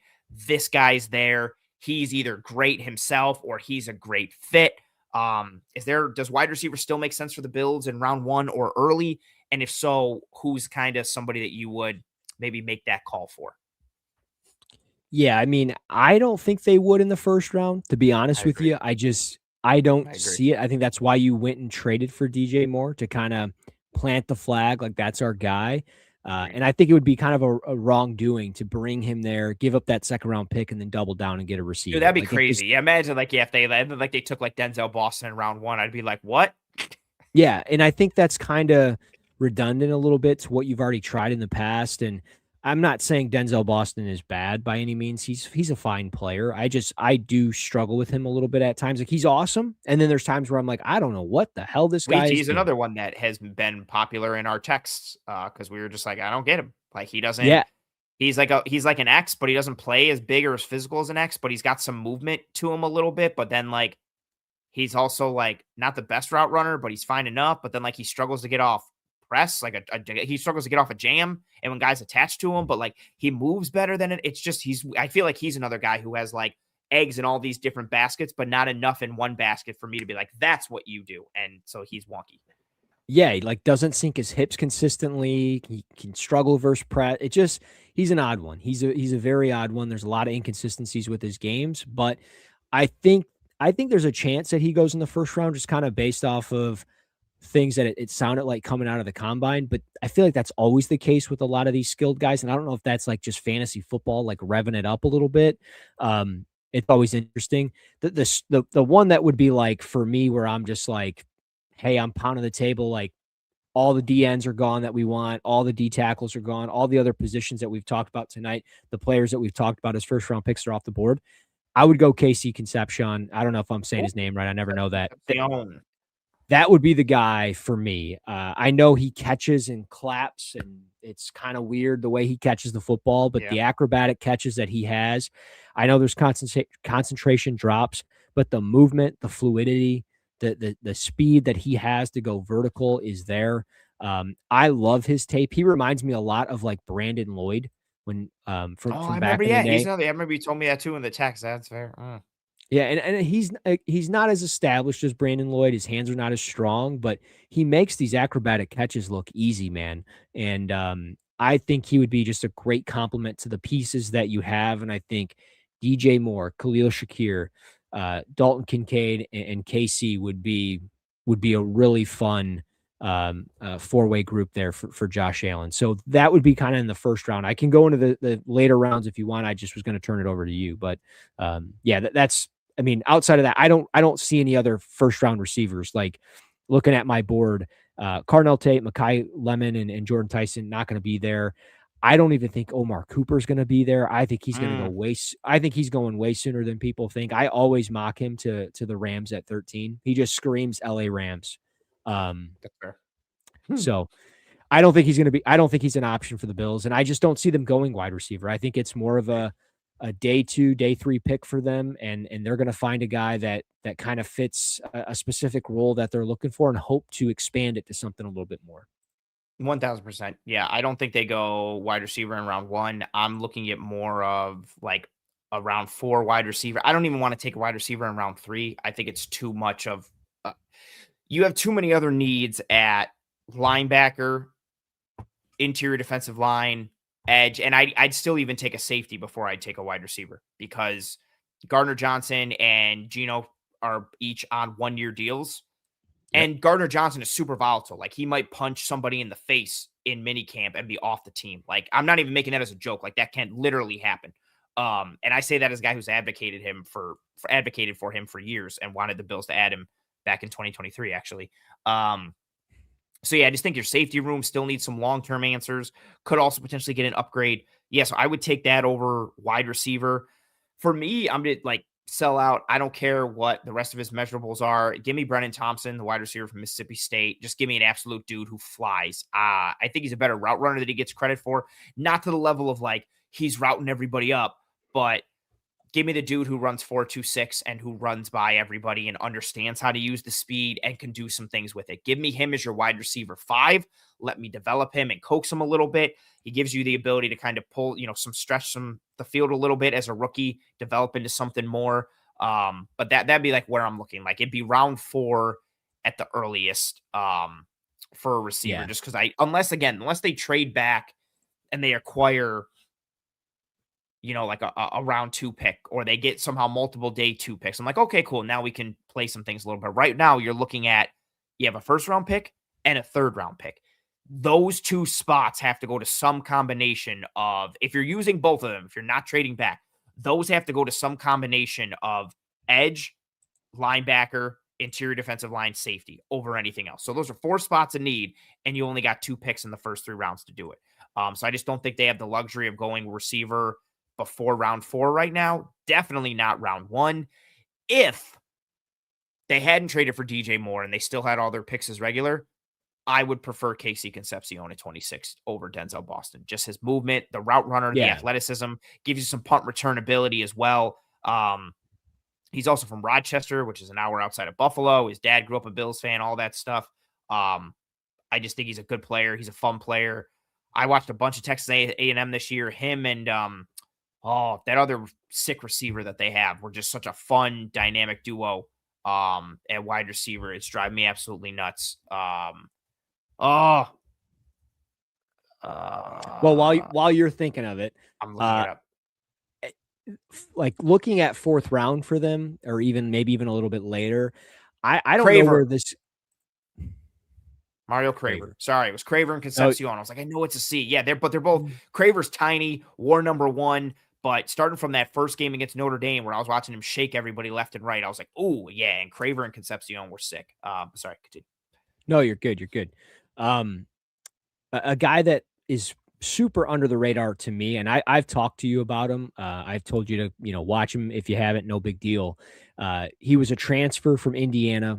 Played this past year, started 13 games at wide receiver for Michigan. And despite some of the inconsistencies from Bryce Underwood, went out and caught 40 passes for almost 600 yards this year. And that's Donovan McCauley from Michigan, 6'4", 203 pounds.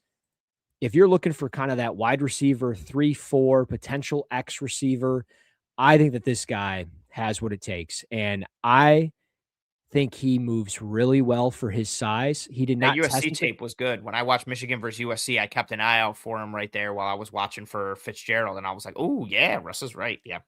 Yeah, dude, he really moves. He's a great blocker. He is a willing blocker, and I know people will be like, "That doesn't matter." It matters when James Cook is breaking one and you need something to hit on the perimeter. It matters when Mm, your quarterback's running around with his head cut off and got to mm, make something happen. mm, You need something to pick up on the perimeter. But I digress.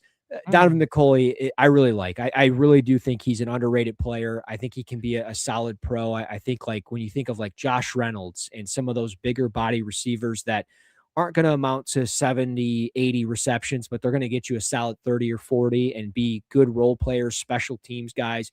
Donovan McCulley, really fun player. He started a bunch at Indiana prior to going to Michigan. He had like 15 or 16 starts there. He played 34 games for Indiana. So I really like Donovan McCulley, like I mm, said. And another one just from the Senior Bowl, watching him a little bit undersized at 5'10, 180. That's Kevin Coleman Jr., mm, explosive athlete with a 38.5-inch vertical, got sub 4.5 speed by a hair. But you watch the way he routes in Senior Bowl practices, it's mm, super impressive. But those are always tough ones because he doesn't show that necessarily all the time on tape, but I think he runs his routes with some really good pacing. And I think he does a good job catching the football overall. But comparing it to to Donovan McCulley, McCulley, just the way again catching the ball away from his body, it's a constant thing. He's not trapping it, it's not clapping, it's just mm. always away from the frame, and it's fluid. I really like him. So McCulley would be the other one, and kind of in like a dream scenario for you guys would be Deion Burks from Oklahoma. Oh yeah. If you're kind of looking for like a Debo Samuel-esque player, that's maybe a little bit more healthy, a little bit more elusive. But I just don't know if he'll be there because I think he ends up going, I think, a lot sooner than people realize as well. Yeah, he could scoop, man. I feel like there were so many games for Oklahoma where it's like he catch this 5 yard slant and then house this thing. And it was like, Yeah. oh, okay, there he goes. Like just yeah, juice, like real juice that shows on tape. And plays really well. I've kept you far too long. We're good, Man, brother. it just happens so easily. Just happens so easily. When you said Um, 45 minutes, I said, I was like bullshit, dude. 40 minutes to an hour. I was like, we'll go. Yeah, I should have It's known. me and you. It's never Should gonna have known. happen. It I will should have never known. happen. I I bet should you have known. if you go to like episodes on the Oh, 100, yep, YouTube playlist, thousand if you percent go to the longest ones by like whatever duration. Yeah, duration or it's literally gonna be disguised coverage is gonna be me and you, me and you, me and you, the probably whole 1000%. from like the last 5 years. There's probably 20 episodes. 1000%. Yeah, you're not wrong at all. Yeah, even when we did like the Bills Lions preview for the Thanksgiving game, we went like the night before Thanksgiving or the 2 days before we went long for that. Yeah, it's every time. It's expected, but it was awesome. Yeah. I'm gonna let you go now, and I'll do some things in that once you go. But in case people don't know who you are, what you do, floor is yours. Plug anything and everything you got, your work, your Substack, which is awesome. Just yeah, you're one of the best out there. So the floor is yours. Say whatever you want. Appreciate it. Yeah, no, look, always great coming back home, being here with Cover One. Always wouldn't be anywhere in this football space without the opportunity I had with Cover One and working with you and Eric and the team. It was great. So whenever I can jump on this show, I will. Um, even if that means next Tuesday, we'll do it again for another 2 hours. I don't care. We might. We got a Um, lot of draft content to do the next several weeks, so it's a possibility. Yeah, we might. And that's fine. But yeah, you can find me over at Twitter or X, whatever we're calling it these days, at Russ NFL Draft. There's video stuff all the time on there where I'm posting clips or whatever of players. A lot of Lion stuff on there as well, but a lot of draft stuff. And if you want my draft stuff, you can go over to my own draft website now, thedraftreport.substack.com. It's in my bio on Twitter as well. There is a paid subscription button. You can subscribe for free, but you probably won't see a ton of content. So would love your support. Would love if you could subscribe. It's not super expensive or anything like that. It's $55 for the year or $5 a month. So if you want to save yourself $5, go ahead and do that yearly subscription. But appreciate the support. Appreciate the platform to talk a little football and talk some of these players and glad we could we could talk some ball. Oh yeah, 1000%. You are sincerely one of the best. One of the people I look forward to most to talk prospects with football in general. We talk during the Likewise, season a brother. whole bunch. I appreciate you. Yeah, we talk a bunch in season, but I feel like off season time is where you really get to shine. Just your evaluation process and even like your mocks and like how accurate you are and how you stack up with literally like some of the best and biggest talking heads across major publications for like how accurate your mocks are. Like you know what's up, you evaluate well, and you're a good dude and a buddy. So it's always awesome to get you on the show and talk ball. Enjoy the rest of your Tuesday night. I will text you once I wrap up here. I appreciate the hell out of you. Enjoy the rest of your Tuesday. Thank you so much. You're good, man. We'll talk to you. See you guys. Appreciate you, Russ. Later. Mr. Russell Brown, friend of the show, friend of mine, amazing guest. Love having him on every time I have the chance to. I messaged him yesterday. Idea kind of hit me. I was like, oh, first round targets. I was like, I'm just gonna see if Russ is available. So, and even that, like, that should put into perspective, right? Like how good he is and what he knows.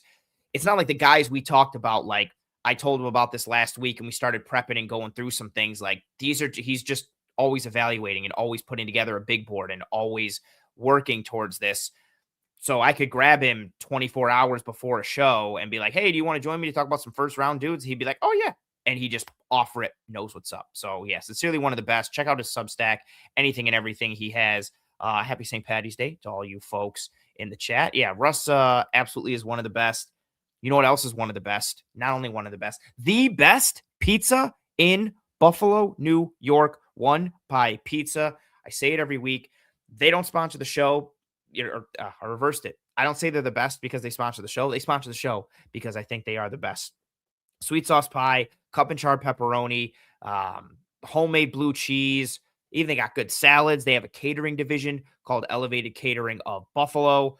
That link can also be found in the episode show notes, whether here on YouTube or whichever podcasting app or platform you're listening to the show on. It's right underneath the online menu, which can also be found in the episode show notes, whether here on YouTube or whichever podcasting app or platform you're listening to this show on. I've had their catering division do multiple events for me over the past couple of years. Yes, I always get some pizza along with it, but bunch of like real actual main dinner dishes like chicken and rice stuff with just great flavoring, seasonings, a bunch of different mac and cheeses. Just really, really great food across the board. They also do a breakfast pizza at One Pie, which is great. You will not be disappointed. And like I always mention and plug all the time, they do a lot of good for the community as well, giving back in any way that they can. SPCA, Alzheimer's Foundation, Toys for Tots, partnering with Roswell to knock out cancer. They're very forward thinking and giving thinking and raffling stuff off for Bills fans, Sabres fans, they're just really kind, really generous, and they make a great product in a multitude of ways. So if you live in Buffalo, get yourself some One Pie Pizza. If you don't live in Buffalo, if you're visiting, stopping by, get yourself some One Pie Pizza. You will not be disappointed. Yeah, they also have a pizza named after the show and the brand. It's called the Cover One Allen Goat. It is fantastic. Get yourself some. Yeah. Now I'm going to throw up the banner that says Toodles, folks, because we're going to start to wind down and say goodbye because we've been here for 2 hours and 37 minutes and 12 seconds as of right now. And as RJ says in the comments, I appreciate you with the kind words, RJ. And RJ says, I think you meant 2 hours and 45 minutes. Yeah, that's probably what I meant. Foolish to think it would be less. Hope you folks enjoyed this episode. If you haven't already, please, and thank you. Drop a like on this video here on YouTube. Likes are the lifeblood of these streams. So if you're watching live now or watching post live later, whatever have you, please, and thank you. Drop a like on this video. It goes a long way and means more than you know. Turn on notifications for the Disguise Coverage playlist here on YouTube. Subscribe to the Cover One channel here on YouTube. Tell your family, friends, loved ones about this show. If you enjoyed it, if you're listening on one of the podcasting apps or platforms, that's cool too. Please rate, review, and subscribe to Disguise Coverage. And again, if you enjoyed this content, word of mouth is also appreciated. It's not just about likes and reviews and subscriptions and all of those things. Word of mouth helps. So tell family, friends, loved ones, if they're Bills fans, if they're football fans, if they're draft fans, whatever have you, tell them about this episode, about the show. If you enjoyed it, if you hated this episode or you hate me, tell your enemies and try and ruin their day by making them watch this show. If you have any questions, thoughts, comments, concerns that we didn't get to in this episode, leave them in the comments on YouTube, not the live chat. Leave them in the comments on YouTube or get at me on Twitter at @pro__ant. That's pro 2_ANT. Get at me on Blue Sky at ProAnt. No underscores there, just PROANT. Get at me in the Cover One Discord. If you are an insider, DMing me will always work best. And that'll do it for us. I appreciate all the kind words from you folks, for myself and Russ throughout the entirety of this episode, especially the ones that have come through now here at the end. Thank you to Arthur and Jason for your super chats earlier in the episode. Very much appreciated. And thank you to everybody just in general. The engagement, the back and forth with one another, the questions and thoughts from myself and Russ, just everything. It's always cool to see the live chat fill up with viewers, and the questions that you folks propose and put forward. They're thoughtful, and just it's just really cool to have the community that we built here overall at Cover One, but especially on the show. I think it's a really cool chat, and the inside jokes and the nature and the connective tissue for all of it. So thank you to everyone who tuned in live. Appreciate you. Thank you to everyone who watched post live or listened. You are very much appreciated as well. Whatever form or fashion your episode consumption comes in, I am extremely thankful for it and extremely appreciative of it. I hope you and your family and friends and loved ones are all doing well and staying safe. Be kind to one another. Take care of one another. I will see you when I see you. Godspeed. And as always, go Bills.